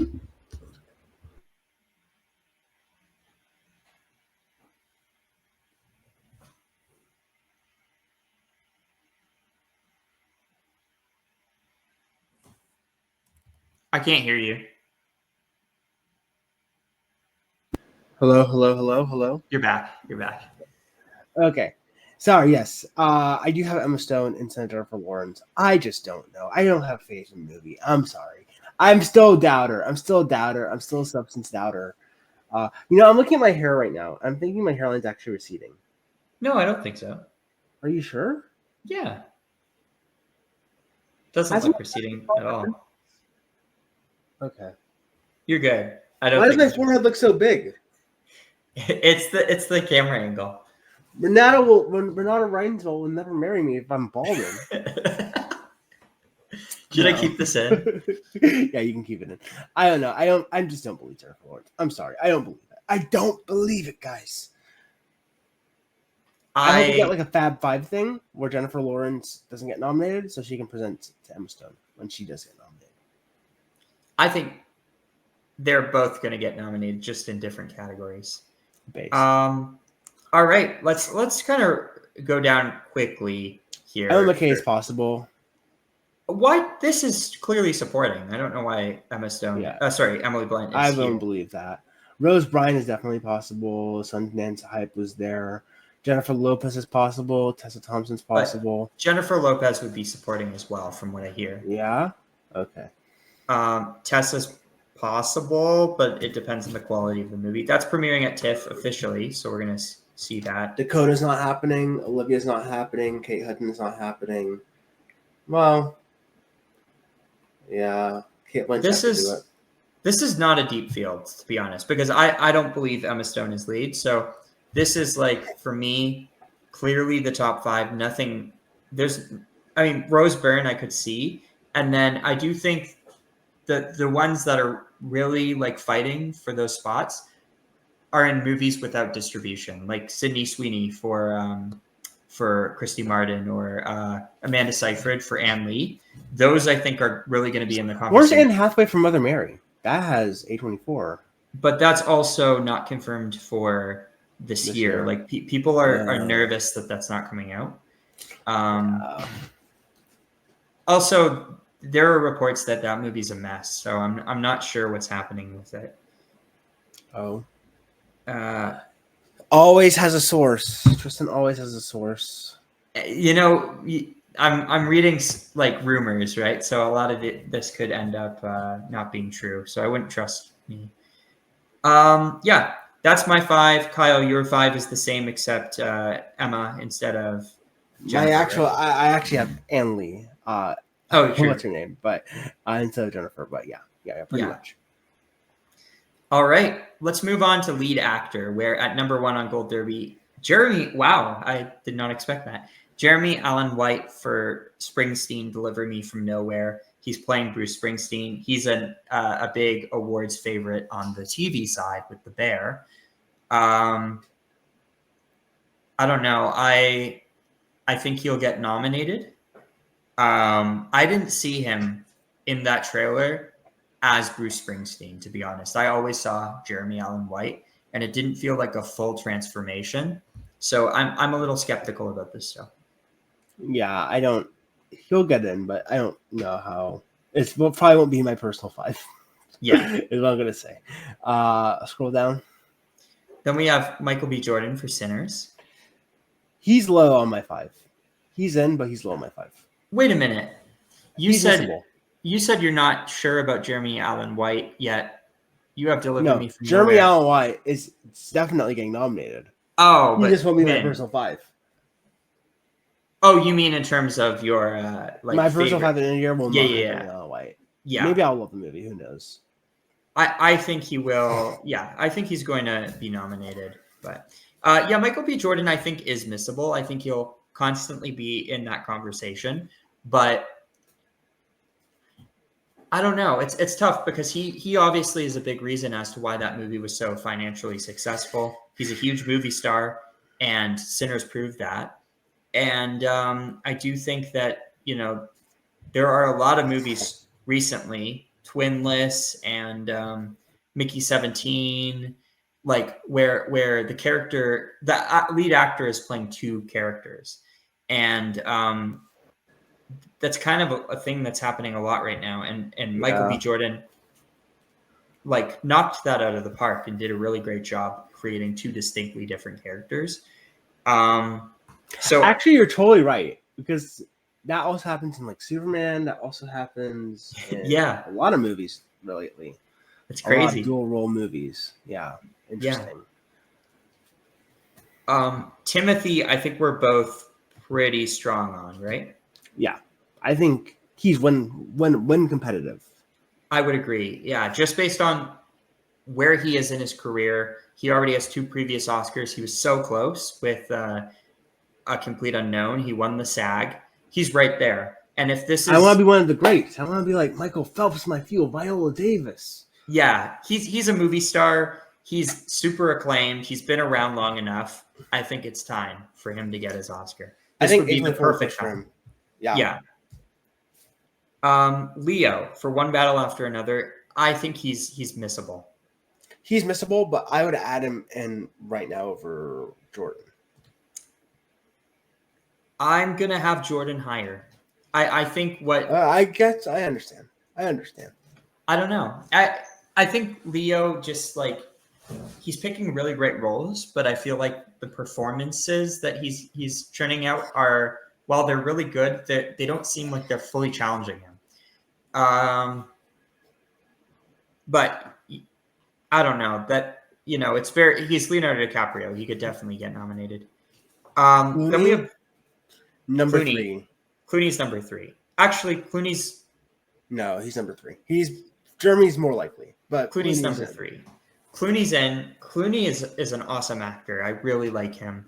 And he's another one like Julia Roberts, who's a big star, very beloved, has been doing more directing, producing stuff recently. He did Wolves, and he's done that movie with Julia Roberts. But outside of that, he hasn't been active recently, and he hasn't been in the Oscar conversation since. But he was just nominated for a Tony on Broadway this year. Yeah. So good night, good luck. Yeah, so he's in a career high right now with that, and I think he's going to be great in Jay Kelly. Like him and Baumbach is a perfect combination, I think. Then we got Clemens. I would delete either Jordan or Leonardo for. Yes, Clemens actually. No, I would put Clemens below George Clooney, but I think Clemens is going to go crazy in that movie. I think that's going to be in terms of nominations. I'd be on the side of hesitancy. You know, I think if I'm that confident in Begonia at this point, if I think Begonia is getting in Best Picture, I think Clemens comes along because Yorgos always gets his actors in, and Clemens seems like he's doing a lot. He seems like he's the sole focus of that movie. Mm-hmm. Colin Farrell, he's going to have a big year between this Ballad of a Small Player and Big, Bold, Beautiful Journey. Let's skip it for now. Yeah, I'm going to skip him for now, but I think he'll get the Golden Globe, and then okay. I don't think he'll get the Oscar. Shakespeare is barely in the book, so I think he's supporting. Yeah, he's probably supporting. Dwayne, I would add. I would put him over Jordan. I would also put him over Jordan. We're going to delete that. But we may delete Dwayne in a minute here. I think Dwayne's going to get the SAG regardless. He's in there. The only person I would consider is Wagner Moura. Maybe Isaac. Wagner Moura is in my he got a lot of hype for Secret Agent. And he. Where are you thinking that will delete Johnson for? We haven't got into him yet. Okay. And the person that I think is deleting Johnson is going pretty high too. Oh, no, maybe I'll put him at 5. It's Brendan Fraser. Yeah, I knew you were gonna say that. We love Fraser. No shot. We do love Fraser. Did you see that report that came out saying that Brendan Fraser gives the best performance of his career in Rental Family and will be an Oscar, maybe a 2-time Oscar winner? Who said that? I don't know. I can send you the article though. It was on the Oscar article. That's so funny. What the hell? Okay, I'll believe it then. Who knows? Yeah, it might have been World of Real as well. World of Rummy. Yeah. Okay. Yeah, I'm feeling good with this 5. Yeah, there's quite a lot of people I actually do want to talk about here. Actually. Yeah. There we go. Ooh, okay. You have Jeremy Allen White way too low. But okay. I do think we'll talk as we go. I do think Oscar Isaac and Wagner Moura are possible. Yeah, Oscar's so overdue. It's crazy. It's obviously possible. Yeah. Oh, I'm so excited for him Joel to Edgerton, receive. I mentioned it earlier in our best picture predictions. I think he's possible. Yeah, Keep going, keep going. he was bad in F1. He was Like really bad in actually, F1. really bad. Yeah. Um, keep Um, going, keep going, keep going, keep going. no, but maybe I don't know. That Nuremberg movie seems to pop up a lot. You know what? Maybe Brendan Fraser again for Fresher. Fresher. Oh Pressure. yes, as Daniel as Dwight D. Eisenhower, maybe. Or Ethan That'd be Hawke funny. for Blue Moon. That one, I feel like I heard more about Andrew Scott in supporting actor. I did too. Yeah, I would agree. But yeah, I think those are the possibilities that we have. Yeah. Awesome. All right, we're gonna move. Oh, what's your 5 before we Oh, move on? my 5 for actor would be 1. I have Timothy Chalamet for Mario Supreme. 2. Jeremy Allen White for Springsteen Deliver Me from Nowhere. 3. I have George Clooney for Jay Kelly. 4. Leonardo DiCaprio for One Battle After Another, and 5. Dwayne Johnson for Smashing Machine. Nice. All right, we're doing supporting actress now. At 1, Ariana Grande got pretty Absolutely locked in, 100%. Yeah, locked in. Really close. I would say probably second place last year for supporting actress. Yeah. And she's going to have maybe an even showier role this time, more dramatic. Has the narrative. We now know that she can act, and she's really great in this role. And if Wicked is a huge thing, I think she could win. She's a huge star. Yeah. I mean, Yeah. I have no disagreements. I think she was very close last time. I think at each turn, it could have gone the opposite way, but Zoe Saldana just barely edged her out at each corner. Yeah. Ariana, I think, is going to deliver a good performance. I think she'll swerve to another nomination. I would say she's number 2. I think the person that we're about to talk about next is my number 1 right now. But yeah, I would agree that Ariana is there. She's my number 1 for now.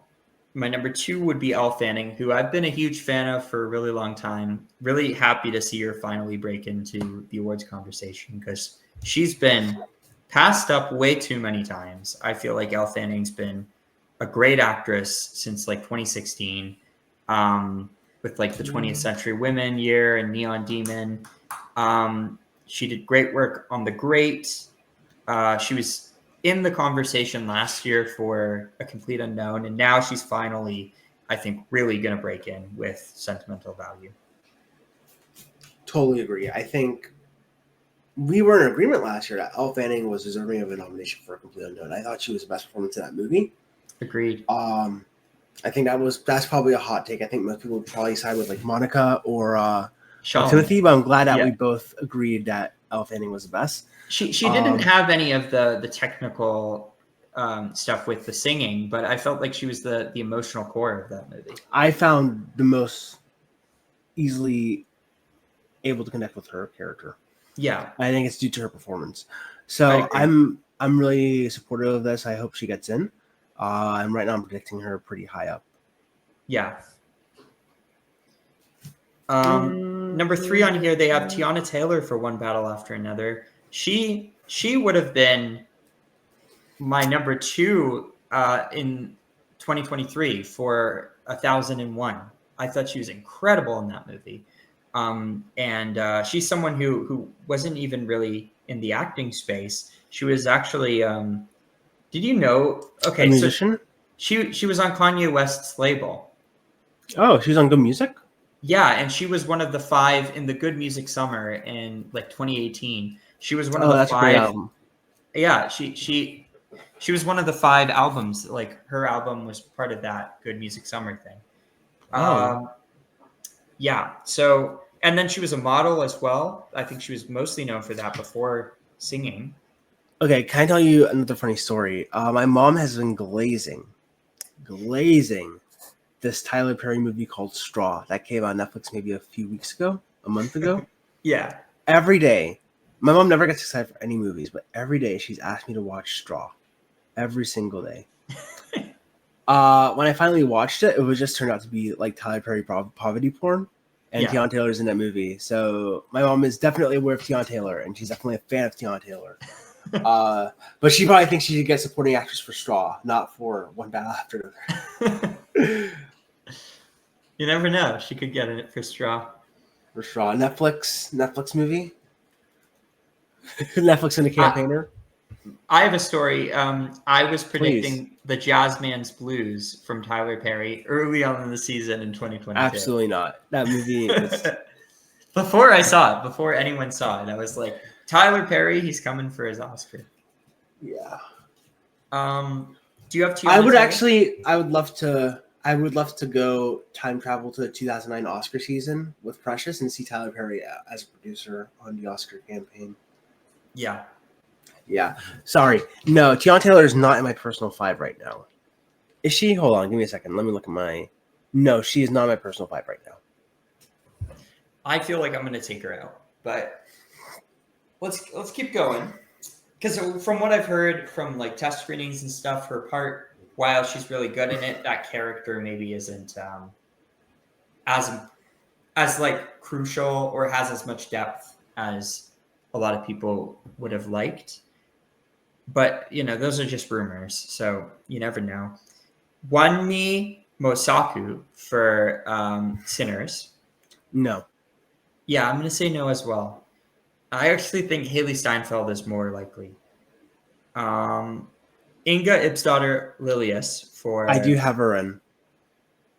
I'm right now just based on that trailer and based on what people are saying, but like I thought she was a real standout in the trailer, and I think they could get double nominated here for Yeah, setting. I think so too. Jennifer Lopez, I think, is definitely a contender. She's possible, yeah. I would put her under Inga, but yeah, okay. The problem with her is that role apparently is completely just singing, right? So there's no dialogue outside of the singing. After she missed for Hustlers, I don't think I'll ever put Jennifer Lopez above 3 again. In any Yeah, because she was just like she should have gotten in for Hustlers. That's crazy. Ayo Debris, I have very high up. I think she should be in between Igna and Elle. Yeah, there you go. Yeah, I know I hear from people who read the script that her role, like it's smaller and she's only in, the first half or whatever.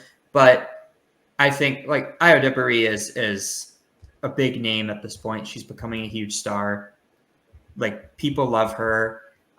She's won multiple awards for The Bear. I think she's definitely coming for her first Oscar nomination. And I think she'll be a mainstay for the next little while.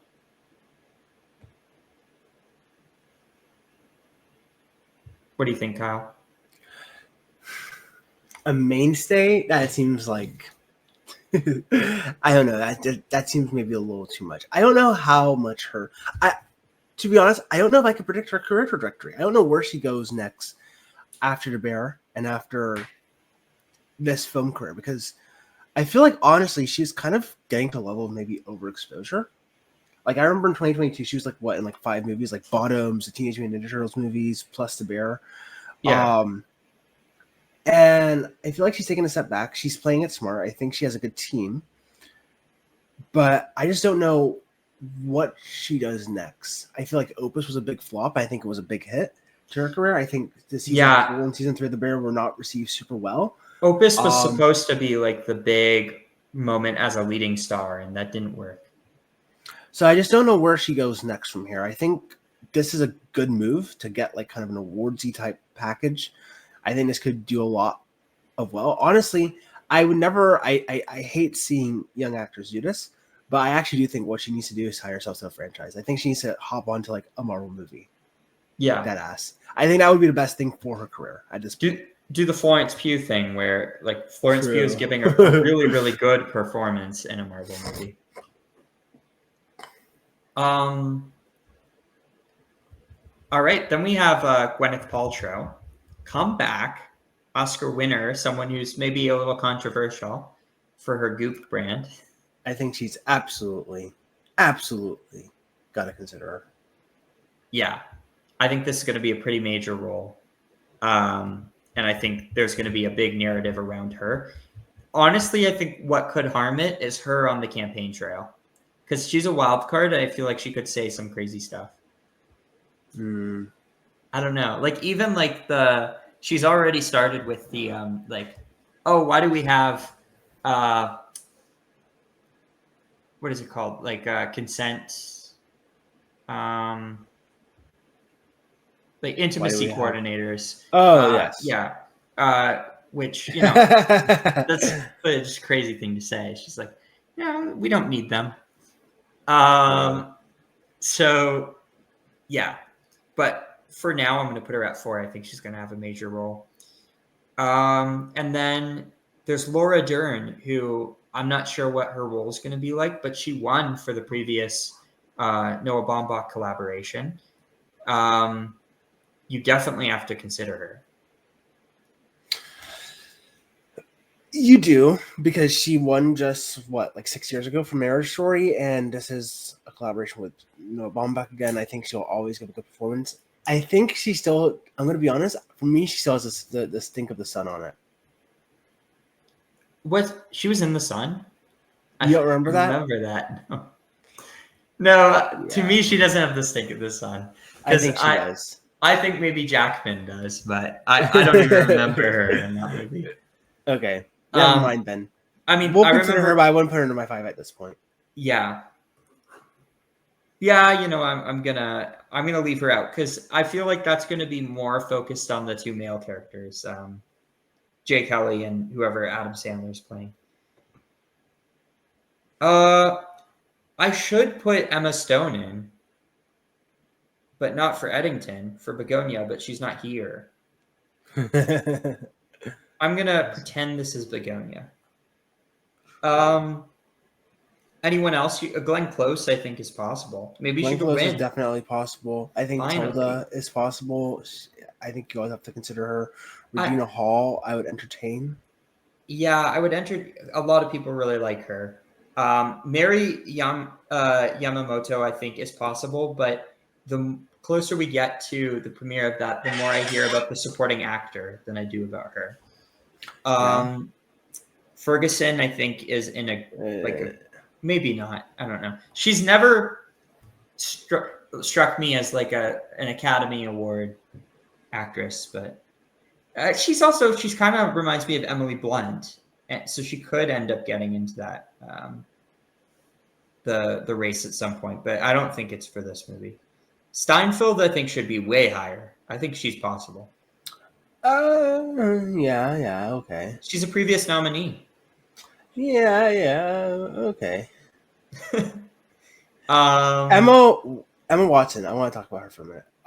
Two-time nominee. She is barely in the book, but she's probably one of the better characters substance-wise in the book. Yeah. So, and she's a great actress who doesn't. It's a small role, though, very small role. Yeah. Mia Goth, Frankenstein, probably not. No. Begonia, I don't think she's gonna. Felicity Jones is possible for Train Dreams. Yes, let's get her Oscar. She needs it. God, I want Nina Hoss so badly. Sissy Spacek, Oscar winner, legendary actress. Apparently, I don't think she's gonna, but she might be in the conversation. Did her husband do any production design this year? Who's? Her husband. Who's her husband? She's like a production designer. Sissy Spacek? Sissy Spacek's husband is like a very famous production designer who gets nominated every year. Oh, 1 second. That's the same with Jack Fisk. Interesting. That's the same. Previously nominated for Codes of Flower. He did a production design for Mario Supreme. Maybe Jack Fisk will do a production design nomination this year. Maybe. So maybe for Mario Supreme. Catherine O'Hara's husband is also a famous production designer and did all the Tim Burton stuff. Chase Infinite. I feel like she's probably too young. I don't see anyone else, unfortunately. I think Kerry Washington's playing the First Lady. No, never mind. Sorry, for a minute I thought it was House of Dynamite. Yeah, I don't see anyone else. Vicky Creeps would be fun. Alana Haim, I heard, is just a cameo. Yeah, Alana Haim's also got the drama too. Yeah, that's about it. Yeah. Carrie Condon's in Train Dreams? That's I crazy. I guess didn't know that. so. All right. Well, my 5 is Ignore Eddington. Emma Stone for Begonia, Gwyneth Paltrow for Marty Supreme, Io Debris for After the Hunt, Elle Fanning for Sentimental Value, and Ariana Grande for Wicked for Good. And my 5 would be Elle Fanning, number 1 for Sentimental Value, number 2 Ariana Grande, Io Debris for After the Hunt, number 3 Inga. So pronounce her name for me. Inga Ibstadter's Lilius, I believe. Okay, for Sentimental Value, and Gwyneth Paltrow for Marty Supreme. Cool. So similar. Mm-hmm. And Inga would be my 6. I'm holding on to Emma Stone being supporting. I could be wrong. And then finally, final category here, Kyle. We got Best Supporting Actor. And this is going to be, I think, one of the toughest categories because I have 2 or 3 contenders who I'd say 2 right now, who are a really good shot in my mind. But I think right now it is probably best to put Stellan Skarsgård in Sentimental Value because he's having a great I think year. he's winning. Yeah, I do too. He was just in the news for the Nazi stuff. That makes it sound so bad. He was condemning. Yeah. And he apparently, a story came out that he gave up a big chunk of his salary to make sure that everyone on set got a really good lunch every single day. Oh my gosh, I already know what this campaign is going to be like. Yeah, it's like, Stellan Skarsgård's the best. That's going to be this entire. But like, I mean, he's the head of the Skarsgård family, which is a huge acting dynasty. And he's super beloved, big character actor. He's been around for a long time. Worked with a lot of like big art house filmmakers as well as Hollywood productions. He's Kyle's favorite Mamma Mia dad. You know. Yours is Pierce Brosnan, right? Yeah. Or Colin Firth. Pierce Brosnan. Yeah, no, he's by far the best Mamma Mia dad. True ballers know that Stellan Skarsgård is the best Mamma Mia dad. So no, none of us are picking Colin Firth, unfortunately. I love Colin Firth, but I don't know, maybe he would be my number 2. I think the least memorable from me was Stellan in that. Okay. Yeah, but great actor, a great actor, and between Andor, which he has a big role in, and this, he's getting a lot of press this year. So I think he's the front runner. Okay, I keep sidetracking us to make a funny story, but not a funny story. This is just a very serious story, actually. Yeah, I have. I'm considering watching Andor because I watched Michael Clayton for the very first time. The reason being, it was the only film on the reader's list of the top 100 movies of this century I had not seen. Oh wow! So I haven't seen like 20. Yeah, Tony Gilroy.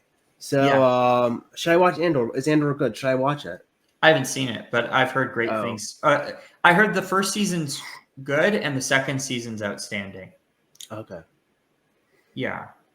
A lot of people love it though. And I'm not even a Star Wars fan, but like I've heard that like people who don't like Star Wars are, I mean, I'm a Star Wars casual, I would say. I like Star Wars, but I'm not like super invested in the lore and stuff. All right. They have Jeremy Strong for Deliver. I think he's in. He's in.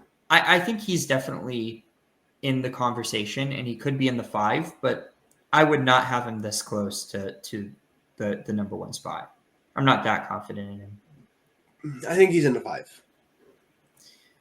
How do you feel about Delroy Lindo for Sinners? Snubbed for. I think it makes sense because I think the only 2 supporting performances I could even entertain for Sinners in the supporting actor category would be Miles Caden and Delroy Lindo. Yeah. And to me, my brain just goes campaign Miles Caden in song and campaign Delroy Lindo in supporting actor. Exactly. Just make it easy on yourself. So I feel like Delroy Lindo is an obvious choice for supporting actor from that movie. And so right now I would. Is Caden not lead? No, he's going to be in supporting. I think it's going to be Michael B. Jordan in lead. Yeah, I guess. He's serious. Yeah, but I mean, that's totally no category for him, but like that's going to be what's going to happen. Yeah, so I think Delroy Lindo you have to at least entertain. I'd probably say he's not my 5. He's probably like my number 6 or 7 right now. But Yeah. Sean Penn is definitely above. I'd probably put him above. That's fine. Yeah, I think I'm pretty confident if one actor does get in for one battle after another, it is Penn. He's a 2-time winner, and from everything we've heard about this performance, it's pretty amazing.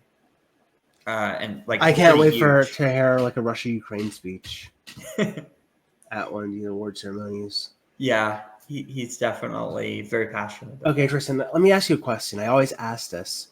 Oh no. Which Oscar do you think he gave to Zelensky? Because he gave either the Mystic River one or the Milk one to Zelensky. Which one do you think he gave? I Which one do you think, think he kept? And which one do you first think of he hated? all, that's why did he Zelensky, the last thing Zelensky wants right now is an Oscar. That's just so patronizing. I would be so offended if I was him. But I would say he probably gave his Mystic River one. I think he gave Milk. I Really? 100% think. I think he gave Milk. I just think Milk is the much better performance.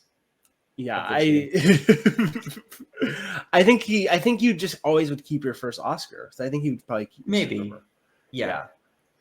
But I don't know. Mystic River, I think it was kind of a narrative thing at that point. Whereas Milk, I think he won on merit. Because Mystic River, I feel like that movie, Tim Robbins is really the standout, more so than Sean Penn. I haven't seen it. And Tim Robbins won as well, but for a supporting actor. Okay. Jay Kelly. Adam Sandler, I think, is going I think he's win competitive. I think he's going to win competitive. We haven't seen anything for Jay Kelly, but there's a lot of hype behind this. And a lot of people saying, get ready for Adam Sandler. He's very, SNL alumni, very silly comedian, but someone that has really grown into a pretty incredible, or I'd say he's a pretty impressive dramatic actor with, Uncut Gems and Meyerowitz Stories and Punch Drunk Love. He has some great roles behind him. And I think this is going to finally get him his first nomination. He's in a Jim Carrey situation right now. And the Oscars, unfortunately, ignored Jim Carrey all 3 times that he was in the conversation. And they've done it with Sandler so far because Sandler's also, a comedian first. But I do think that this is the time where it's going to be like a Robin Williams situation where finally they're going to be like, no, you're a great dramatic actor. And we're going to award you. Yeah. Yeah, so he's number 2. Mark Hamill, I think we can forget about. Garfield. What? I think we can figure out Mark Hamill. Yeah, that's what I said. Yeah. Okay. Yeah. Like I said, we can't forget about him. Oh, yeah. Garfield. Yeah, I think Garfield's in. Yeah, I think Garfield's in as well. That's going to be a huge movie. Miles Caden, I'm going to skip on for now. Same with Stephen Graham. I do think Jeremy Strong is going to have more of the spotlight. Luna, I haven't heard enough about him in Kiss of the Spider Woman. Andor co-star. Jack O'Connell, no. Elordi, no. I don't really. I think Jonathan Bailey is. I think he'll get SAG again. So I think I want to keep him in the conversation. Yeah, I might put him in. I think he's a huge star at this point. Everyone has been talking about him and his glasses and Jurassic World. He's very, very handsome there. Literally everyone's talking about him, and he's viral. So I do think Bailey's in the conversation there. And then outside of that, Robert Pattinson, I'm going to say no. Yeah, I don't see anyone else. Wait. Stavros, the comedian from Cumtown? Wait, go down. Yeah. In Bulgaria? Yeah, he's in there. That's great. Have you ever listened to Cumtown? No. Do you know what Cumtown is? No. It's a podcast that used to have Stravos and Adam Friendland. It's a very funny podcast. I know Adam Friendland. I think he interviewed Fantano. Fantano. Are you? He also was engaged to Dasha. Really? Yeah, That's crazy. but then Dasha became like a right wing grifter Yeah. and cheated on him. Yeah, I think. Yeah, so this is what I'm going to do. Have you seen Akira- Adam Friendland's Paul Schrader interview? It's the funniest thing ever. I have not. I would keep Jeremy Strong, but No, I'm going to get rid of him. okay. I probably should, but no, yeah, we're gonna put Akira Moto way higher. That's what I'm looking at right now. Stellan Skarsgård, Adam Sandler, Akira Moto, Andrew Garfield, and Sean Penn. I get it. I see the vision. What's yours? My 5 would be Stellan Skarsgård, Adam Sandler. Sorry, let me just pull it up for myself. Yes, Stellan Skarsgård, Adam Sandler, Jeremy Strong, Andrew Garfield, Sean Penn. Okay, so, dude, Very we've been close. one off with everything. With literally everything. At least we're a little different. And that brings us to the very end of our conversation. Yeah, thanks guys for watching these videos, and we will definitely be back with our reactions to the TIFF and Venice lineups, and just going over what we're excited to see at TIFF. Yes, that should be coming up very soon, and we all know number 1 will be obviously Avatar: Fire and Ash, because that's going to TIFF, of course. Yes. Okay. Thank you guys. All right. Have a nice day. See ya.